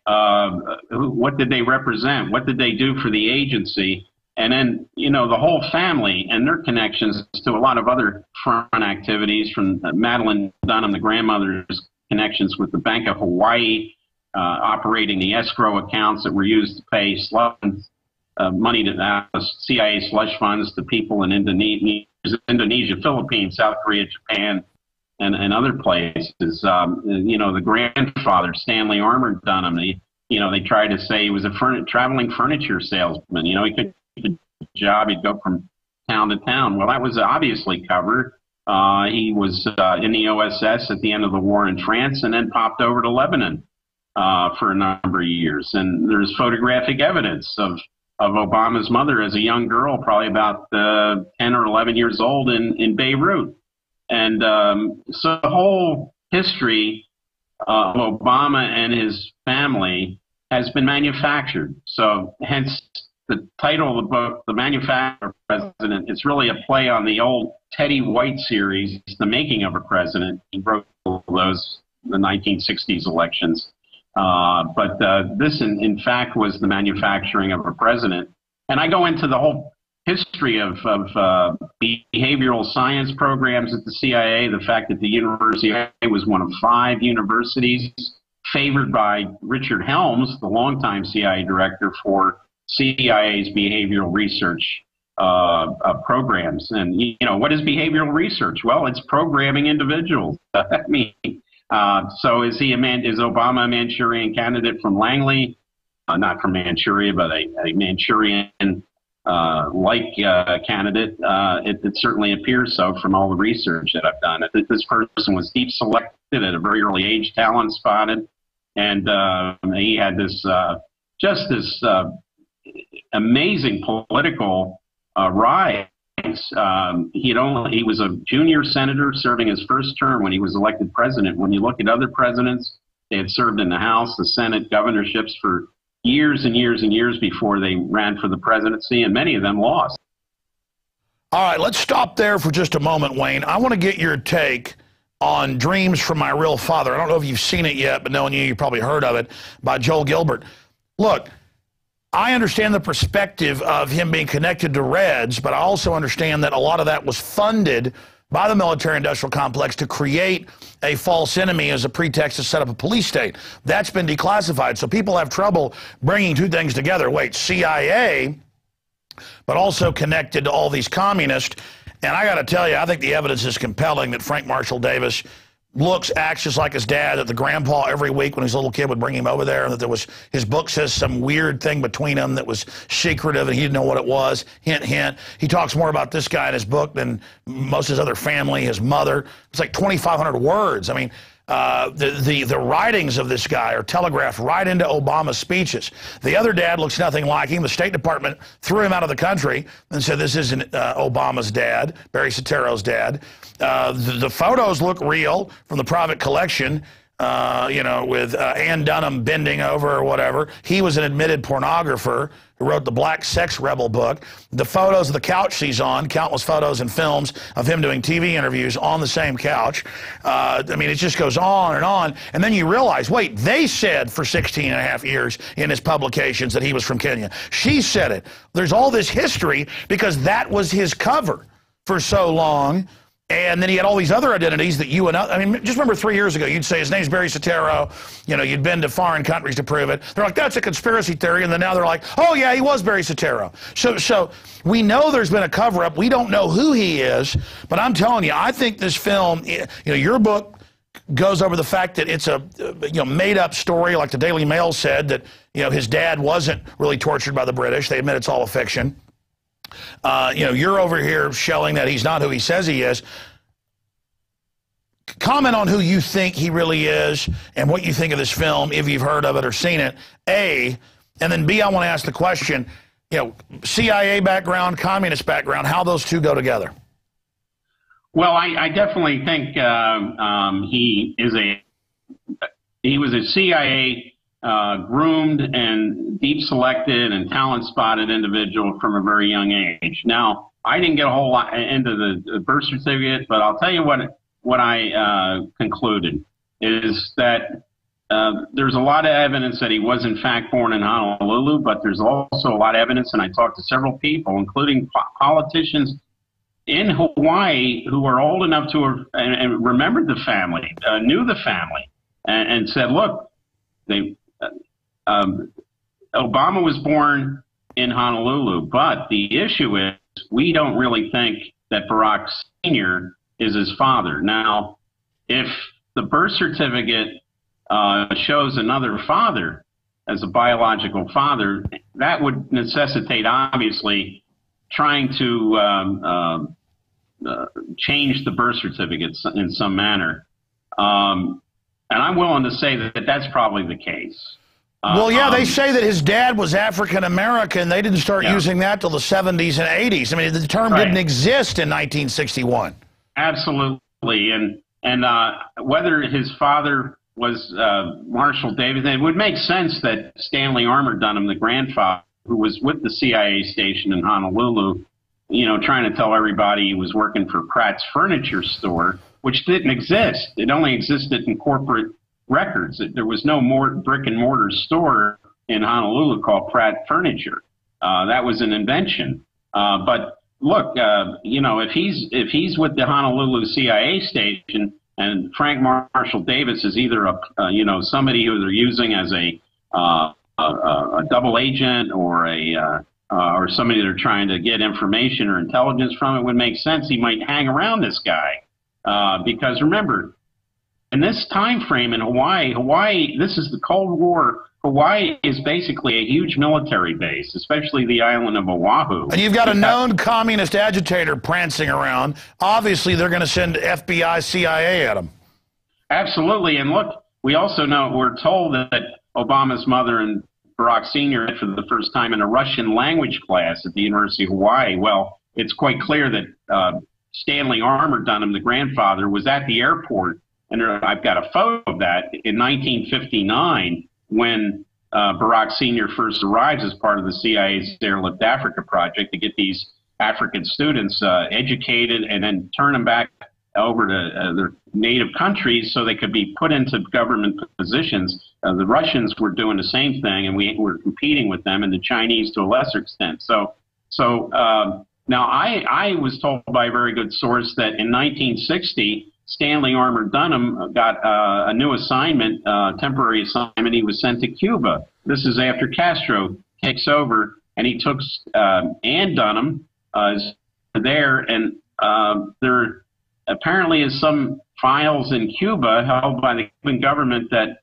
Obama's father may have been an Afro-Cuban who impregnated her in 1960. Of course, Obama's born August 4th. Well, I was about to say, just looking at people, I mean, he looks like, you know, folks I know that are part white, part, you know, Hispanic, part black. He looks nothing like his supposed father. And I mean, I've always said he looks like he's not just white and black. He looks like he's Hispanic as well.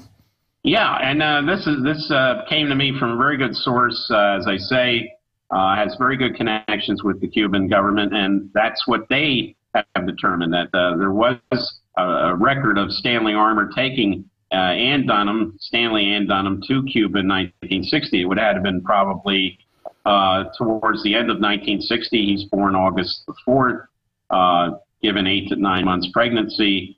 that would make sense. But see, I say that Marshall Davis looks like, he has multiple racial backgrounds, not just white and black as well. I mean, the voice, the facial spots, the fact that Grandpa bring him over there every week, the fact of the couches, the black sex rebel, the porn stuff. I tell you, have you seen this film yet, Dreams from My Real Father? I haven't seen it yet. I'll tell you, though, that Stanley Armour Dunn, the grandfather, used to take young Barack to a lot of places. I have a part of the book where I describe how he takes him to Bill Lederer's bar, which is in the hooker district of Honolulu, Hotel Street.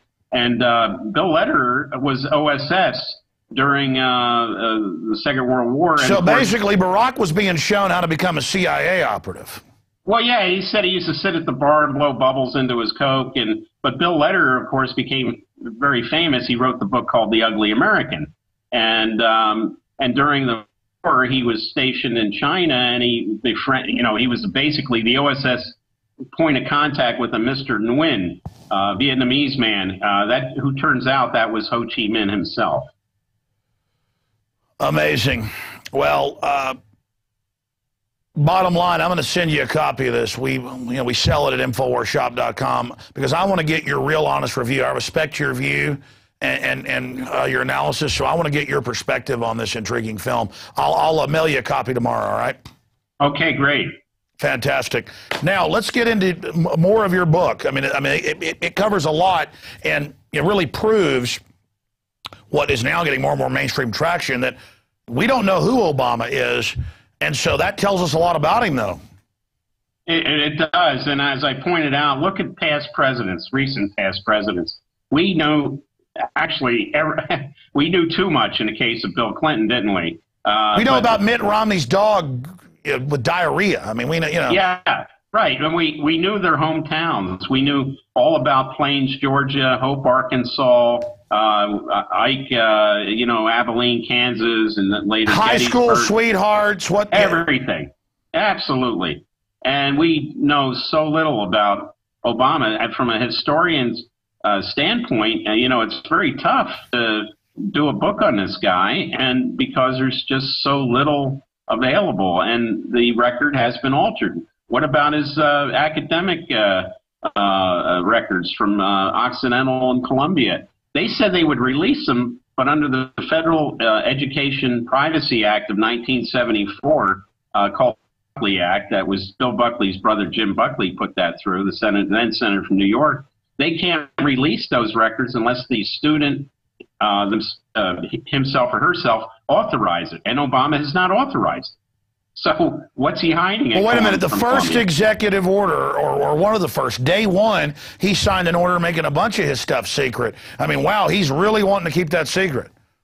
Absolutely, and not only that, that also applies. He has veto authority on releasing records from past presidents, even if their families, like Reagan's family, says release it. Well, George W. Bush was the first to say, no, we're not going to release certain things. And Obama's followed right along. As a matter of fact, there were the two meetings between old man Bush and Jeb Bush where they went to the White House kind of at a moment's notice, and Obama dropped his schedule. The last time they did it, Obama was at a big fundraiser at the Mandarin Oriental Hotel here in Washington, and he leaves, where he has all these campaign bundlers giving him loads of dough. He leaves to go meet with old man Bush and Jeb at the White House. It's the second time there was one of these impromptu meetings. And it wasn't like the last meeting, it wasn't like Obama wasn't going to see them again, because he saw them the very next night, Saturday night, at the Alfalfa Club dinner here in Washington. Another one of these oligarch elite type dinners we have here. So what's really going on? Are they saying, do what you're told? I mean, it certainly looks that way. Ex-presidents come into town all the time. Jimmy Carter's been in town, but the current occupant of the White House doesn't drop everything to meet ex-presidents just because they're ex-presidents. I mean, it's maybe for state funerals and things like that. They see them, but this is kind of bizarre where the Bushes can come into town, and the old man is pretty bad off. He's in a the last meeting, a wheelchair, but here's Obama, drops everything, leaves early from the Mandarin Oriental, rushes over to the White House to meet the one-time director of the CIA. And remember, when Obama was associated with the CIA, Business International Corporation, George H.W. Bush was vice president. He was running the Iran-Contra thing. He was running the aid to the Afghan Mujahideen. So, he was basically... Is it that bad that the highest levels, the Republicans and Democrats, from a lot of evidence I've seen, just agree on who they're going to let in? And that at the top of the apex, it is absolutely a club. They might fight over who gets the levers of power, but they are totally unified, evidenced by Roberts and the deciding vote. When the banks want it, they get it. Absolutely. Why is it every election year the Bilderbergs meet here in Chantilly, Virginia? They met in 08. They met this year, 12. Last time, it was strongly rumored Obama and Hillary Clinton were at that meeting. Were there, yeah. Yeah, and this year it's thought that Romney was there. So again, why do they always have these meetings in the Dulles Airport area every election year? You got to wonder. The Greek islands aren't good enough anymore. No, they want to be able to get all the politicians in quietly. That's clear for a real power broker meeting. Wayne, I want to now talk about other things that you're looking at. What are you investigating right now? What's next? What do you think we should be watching for? Well, I'm going to be going over to Asia soon. I'm very concerned about this U.S. military buildup in the Pacific region, because it looks to me with these naval encounters now between Chinese vessels and vessels of Vietnam and the Philippines, the U.S. trying to get back its bases in Cam Ranh Bay in Vietnam, Subic Bay in the Philippines.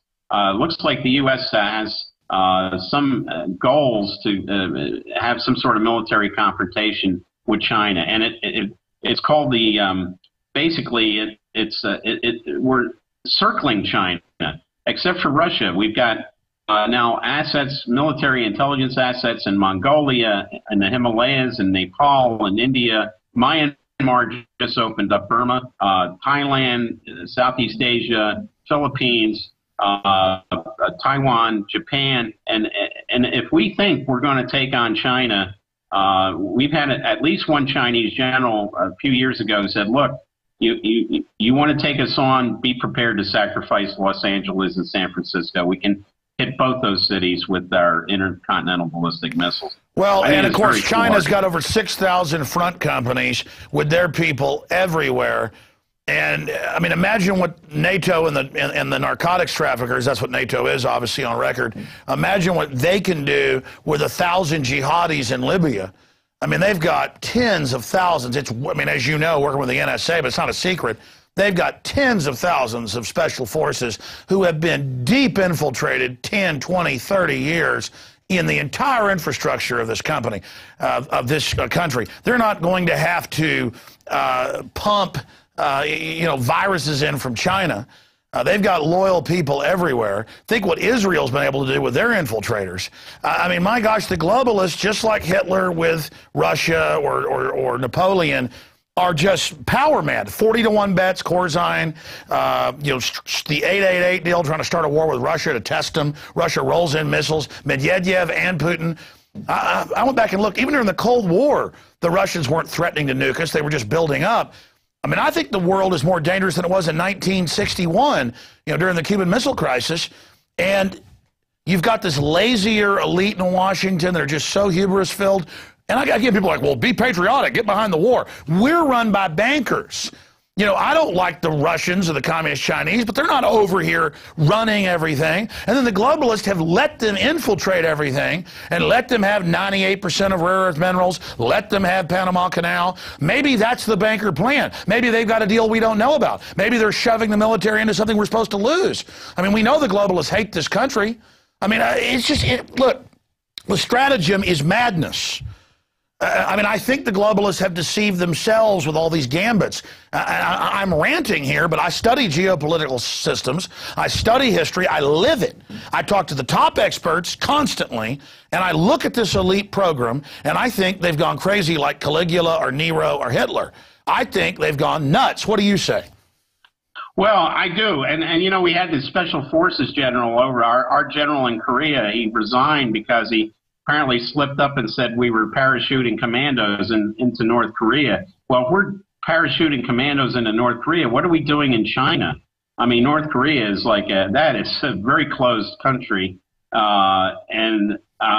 We now see stirrings in the streets in various towns in China. We know what George Soros has been up to with the National Endowment for Democracy, these other CIA front They're NGOs publicly trying to overthrow Russia. Why are they poking all these people?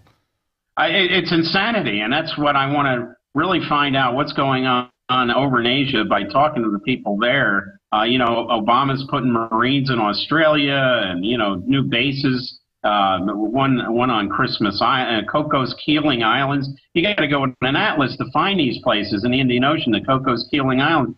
But he wants to put a base there. We've already got one in Diego Garcia. So what's the end game here? Why the military buildup? Is he insane enough to take on you know, China? Even MacArthur knew that you don't do that. You know, you don't get in a land war with the Chinese in Asia. And obviously. But look, Obama's he's a creature of the CIA. The CIA has not produced many military wizards over the years. As a matter of fact, they've gotten us in some of the most messed wars we've ever been in because the Pentagon had to go in after the CIA, you know, overthrew governments. Look at Iran and other places where the CIA's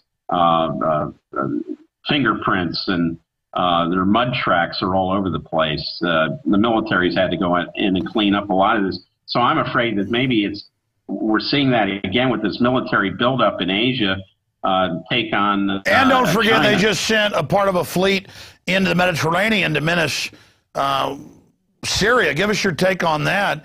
I mean, this is just getting, and they're publicly using Al-Qaeda and now admitting that and saying, well, Al-Qaeda's good if they're attacking Assad. It's crazy. Where we're using Al-Qaeda in Syria, we used them in Libya. There's reports now that we're using them in Sudan to overthrow the government there after we split the southern half off and gave them their independence. Al-Qaeda, as I always said, it's a construct. It's the old Mujahideen CIA support network, the Saudi money. Look, the other thing I want to mention is I reported this the other day. There's reports that King Abdullah of Saudi Arabia, who's 87 years old, is seriously ill. Some reports have him as clinically dead and only being kept alive on by artificial means. Now, what's going to happen? We've got the Crown Prince, Prince Nayef, who succeeded when the Crown Prince died a couple weeks ago. But there's a power struggle to see who will be the next Crown Prince. And Saudis have been having it both ways for so many years. They pay off Al-Qaeda not to attack the kingdom, but, you know, then they try to act like they're, you know, involved in this anti-terrorism front that the U.S. has put together, when in fact they're funding these Al-Qaeda rebels and these Wahhabis in Syria. They did it in Libya, the United Arab Emirates, Qatar, same situation. And I should add, they have another fleet going into the Persian Gulf right now. I was also saying the Mediterranean. I mean, it is just wild. So we understand these policies aren't for the United States. Even if we were going to be a cold-blooded empire, this is for the banksters. Did you see the CNBC clip where they admit, and they go through 4 guests and say foreign mega banks are setting up world government and we're their slaves? And they go, oh, it's good to be slaves. I mean, now this coming out. I mean, do the bankers really think they can just run around with bravado and chutzpah-filled, you know, behavior, and just the whole world's going to bow down to them? Well, I think they do. And now we have Barclays in England. Barclays Bank is under investigation. That was always one of the flagship banks of Great Britain. We had the French police searching former President Sarkozy's home and office on some financial chicanery. No. When I saw that, I thought of you. You said when the Libya thing started, and then later I got to give you credit, I saw some news admitted that they had been involved getting Gaddafi to invest in French deals and that he'd financed much of Sarkozy, and that Sarkozy was involved in being blackmailed to go after Libya because they were going to use that information on him. Remember saying that? I think Tarpley said that too. Yeah, absolutely, and that's right. And so, maybe, just maybe, wiser heads are prevailing now, and Frau Merkel in Germany, I think they're all looking at her, and what's this woman? Is she like the spawn of Adolf Hitler? I mean, the way she's treating other countries in Europe, like, well,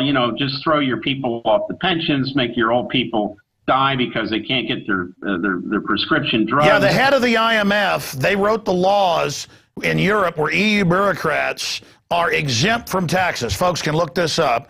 And then they're saying, it doesn't matter. I don't care about Greece. And then some political correct thing about, I care about Africans more. I mean, these people are totally disconnected, giving us classical Marie Antoinette statements. And we had David Cameron come out today. He's going to do everything possible to stop Greeks from immigrating to Britain. Well, aren't they both in the EU? Isn't there supposed to be these this borderless union? I think what we're seeing here is the collapse, and it's probably a good thing, the collapse of the European Union. I think that was a banker contrived a thing from the get-go. When you look at the people that put together the original European Sure, it's Bilderberg, but let's go back here Yeah. briefly. I mean, finish your point on that, but that's intriguing. Why do you think they're going after Sarkozy? I mean, he's gone now. They've handed it over, to Hollande. Why do you think they're going after little Sarkozy? Because Sarkozy, when he was president, used the French police and the courts and the Justice Department to go after his political enemies. Part of this is, turnaround is fair play. Sarkozy went after former Prime Minister Dominique de Villepin, tried to put him in jail. He really was the brains behind going after his predecessor, Jacques Chirac. And he got caught. He got caught tweeting earlier, and then had to admit British intelligence was sicked on Dominique Strauss-Kahn to set him up with that hooker.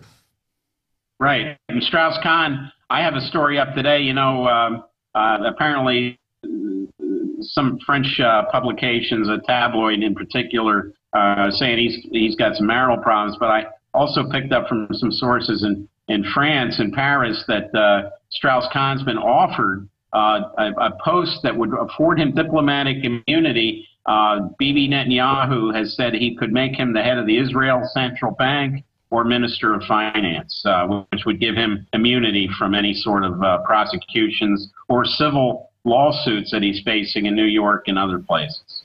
Yeah, you've got the D.C. bureaucrats saying diplomatic immunity, the UN, the Vatican, Israel. I mean, gee, can't we just make Texas like that? I'm from Texas. I'm above the law. Well, if we have the Republic of Texas, you could be the Texas ambassador to Washington. You would have diplomatic immunity under the Vienna Convention. That'd be kind of nice, but of course I don't want to commit a bunch of crimes, so I guess it's kind of worthless. But it'd still be kind of cool to have it. I am God, you are, No, but getting serious here. It's outrageous. I say get rid of diplomatic immunity. It's been expanded. You saw where they want to give carbon traders and NM Rothschild diplomatic immunity on their carbon trades. Did you see that? I'm not surprised. I mean, these people, this whole carbon trade thing was what a ruse that was, a real scam. They're actually selling air.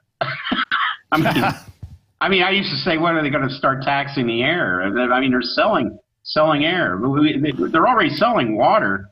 Part of that whole Libya intervention was, there's some huge aquifers under the Libyan desert in the Sahara. And of course, the first two companies that went in there to grab those aquifers, and, Gaddafi built a huge irrigation system, brought that water up to the coast, were the two big French water companies. Sure, he was building Africa up. He was a major hub of real development through ego or whatever reason, good or bad. He's definitely better than Al-Qaeda. And so now they're tearing it up, putting him in debt, bringing in the forced inoculations, and are going to use that as an invasion hub for AFRICOM. We predicted it all in the Obama deception 3.5 years ago. How ridiculous is it to have all this so-called royalty wearing crowns? And what is it about the entitled elite class that stole their money or got it off government bailouts or whatever, that they love going to award ceremonies and wearing crowns and stuff? You know, I've been offered a lot of big awards and, you know, taken a few, but one time I was already going through California shooting a video.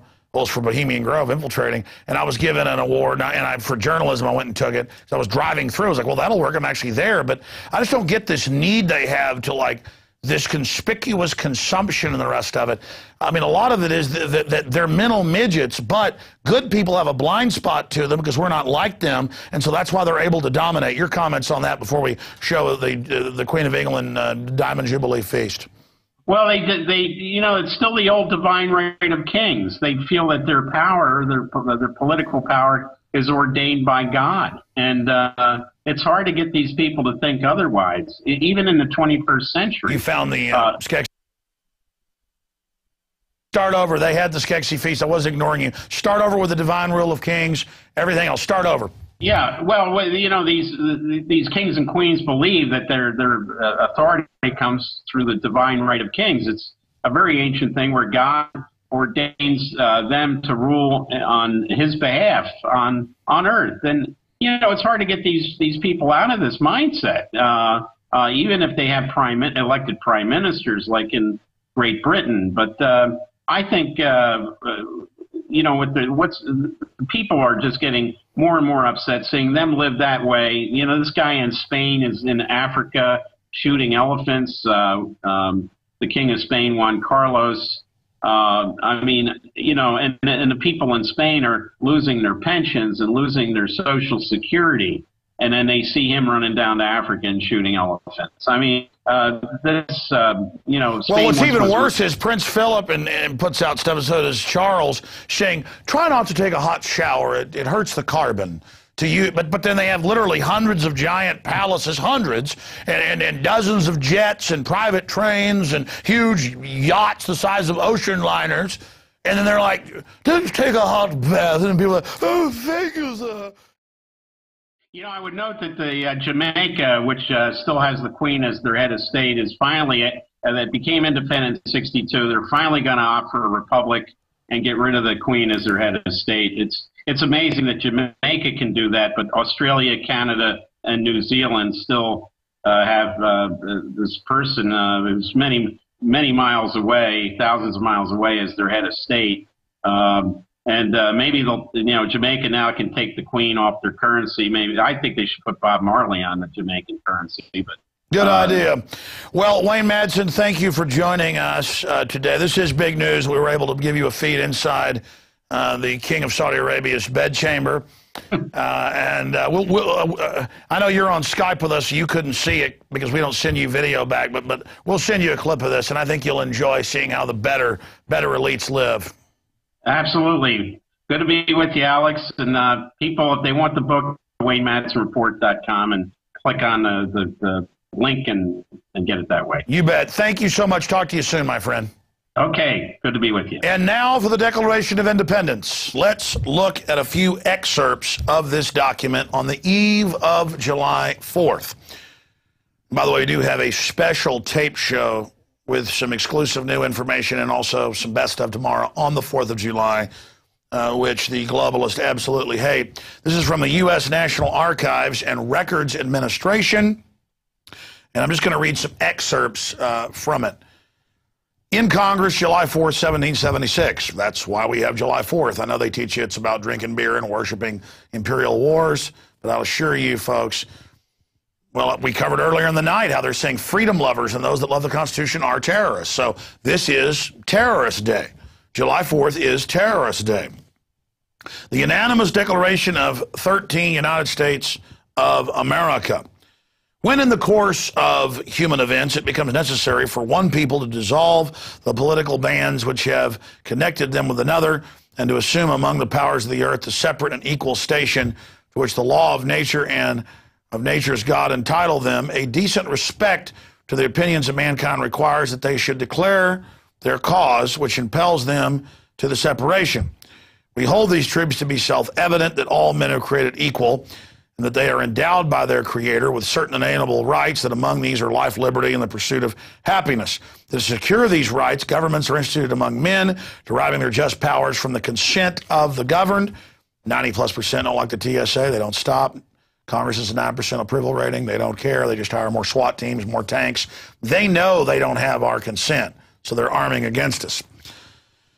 That whenever, now listen, this is the terrorism here. This is why the FEMA and others teach it's terrorism. They tell police that the Declaration of Independence is bad because they're anti-American. That whenever any form of government becomes destructive of these ends, it is the right of the people to alter or abolish it. In fact, guys, can you pull up, is the Declaration of Independence terrorist? The BBC had a debate in Philadelphia last year, and they had a bunch of U.S. lawyers agree, yes, America is terroristic. Government is God. I'm not joking. We covered earlier where they demonize it. In fact, I have FBI training manuals where they say, if they make frequent references to the U.S. Constitution, that's a terrorist. We'll see, people that aren't terrorists are terrorists to terrorists. That whenever any form of government becomes destructive of these ends, it is the right of the people to alter or to abolish it. That's right to revolt in common law. And to institute new government, laying its foundation on such principles and organizing its powers in such form as that shall seem most likely to affect the safety and happiness. Prudence indeed will dictate that governments long established should not be changed for light or transient causes. And accordingly, all experience has shown that mankind are more disposed to suffer while evils are sufferable than to right themselves by abolishing the forms to which they are accustomed. But when a long train of abuses and usurpations, pursuing invariably the same object, evinces a design to reduce them under absolute despotism, what is America turning into? It is their right and it is their duty. Thomas Jefferson wrote this, by the way, with the consent of those involved, to throw off such government and to provide new guards for their future security. Such has been the patient sufferance of these colonies. We've patiently suffered as well, as the government ships guns to Mexico to blame the Second Amendment and blows up Oklahoma City and stages 9/11. Because it's not the government. It's the foreign banks, as they brag, that have captured us. They brag in their arrogance as they make 40-to-1 bets with people's private bank accounts that they captured us in Europe. Well, they can go to Hades. Did you guys find the BBC article? It's all over. Just type in, is the Declaration of Independence illegal? Or is the Declaration of Independence terrorist? And it breaks it all down. There it is. Infowars is the top link. We can give folks a document cam shot. But then BBC News Magazine. Then click on the link, and it will take people directly to it. There you go. Click on it. That's why we save part of articles so we can prove that it indeed happened. And is the Declaration of Independence illegal? And there are American sympathizers and globalist traitors who want to be slaves of the Queen. You see it all over the news, worshiping it. And they want to go back under it. Let's continue. And to provide new guards for their future security. Such has been the patient sufferance of these colonies, and such is now the necessity which constrains them to alter their former system of government. And then they go through a list of the chain of abuses. And I challenge you to read the long train of abuses, the term they use, our forebears, to look at what's happening today. It's exactly the same, but in some cases, worse. You know, the king hadn't thought of putting cancer viruses in vaccines and giving them to people. They would just give the Indians and people blankets from folks that had just died of smallpox. And then the British manual will say, make sure it's fresh. All right, let's continue here. It just goes through it all, and I'm not going to read it all. I'm just going to read a few here. He says, he has erected a multitude of new offices, all these new bureaucracies, and sent hither swarms of officers to harass our people and eat out our substance. Exactly what's going on today. He has, talking about the King of England, he has affected to render the military independent and superior to the civil power. That's martial law. That's the military above the law. That's the military involved domestically. That's the police saying they're immune. For quartering large bodies of armed troops among us. You're not supposed to have military on the streets. Same thing today. For imposing taxes on us without our consent. All these regulations, fines, fees. Obama can't pass a law, so he just says executive order. For imposing taxes on us without consent. for depriving us in many cases of the benefits of trial by jury. IRS courts, family courts, all of them. For suspending our own legislatures, well, they just tell the Congress and others they don't count now, the UN's the boss, and declaring themselves invested with power to legislate for us in all cases whatsoever. The executive, the UN, all of it, just doing whatever they want. He has constrained our fellow citizens, taken capital in the high seas to bear arms against their country. That's conscripting people and making them fight. That's like the draft or NDAA saying they'll kill you if they want. Read it. It's the Declaration of Independence. That's only a small part of it. This is July 4th. This is America. This is coffin nails to tyranny.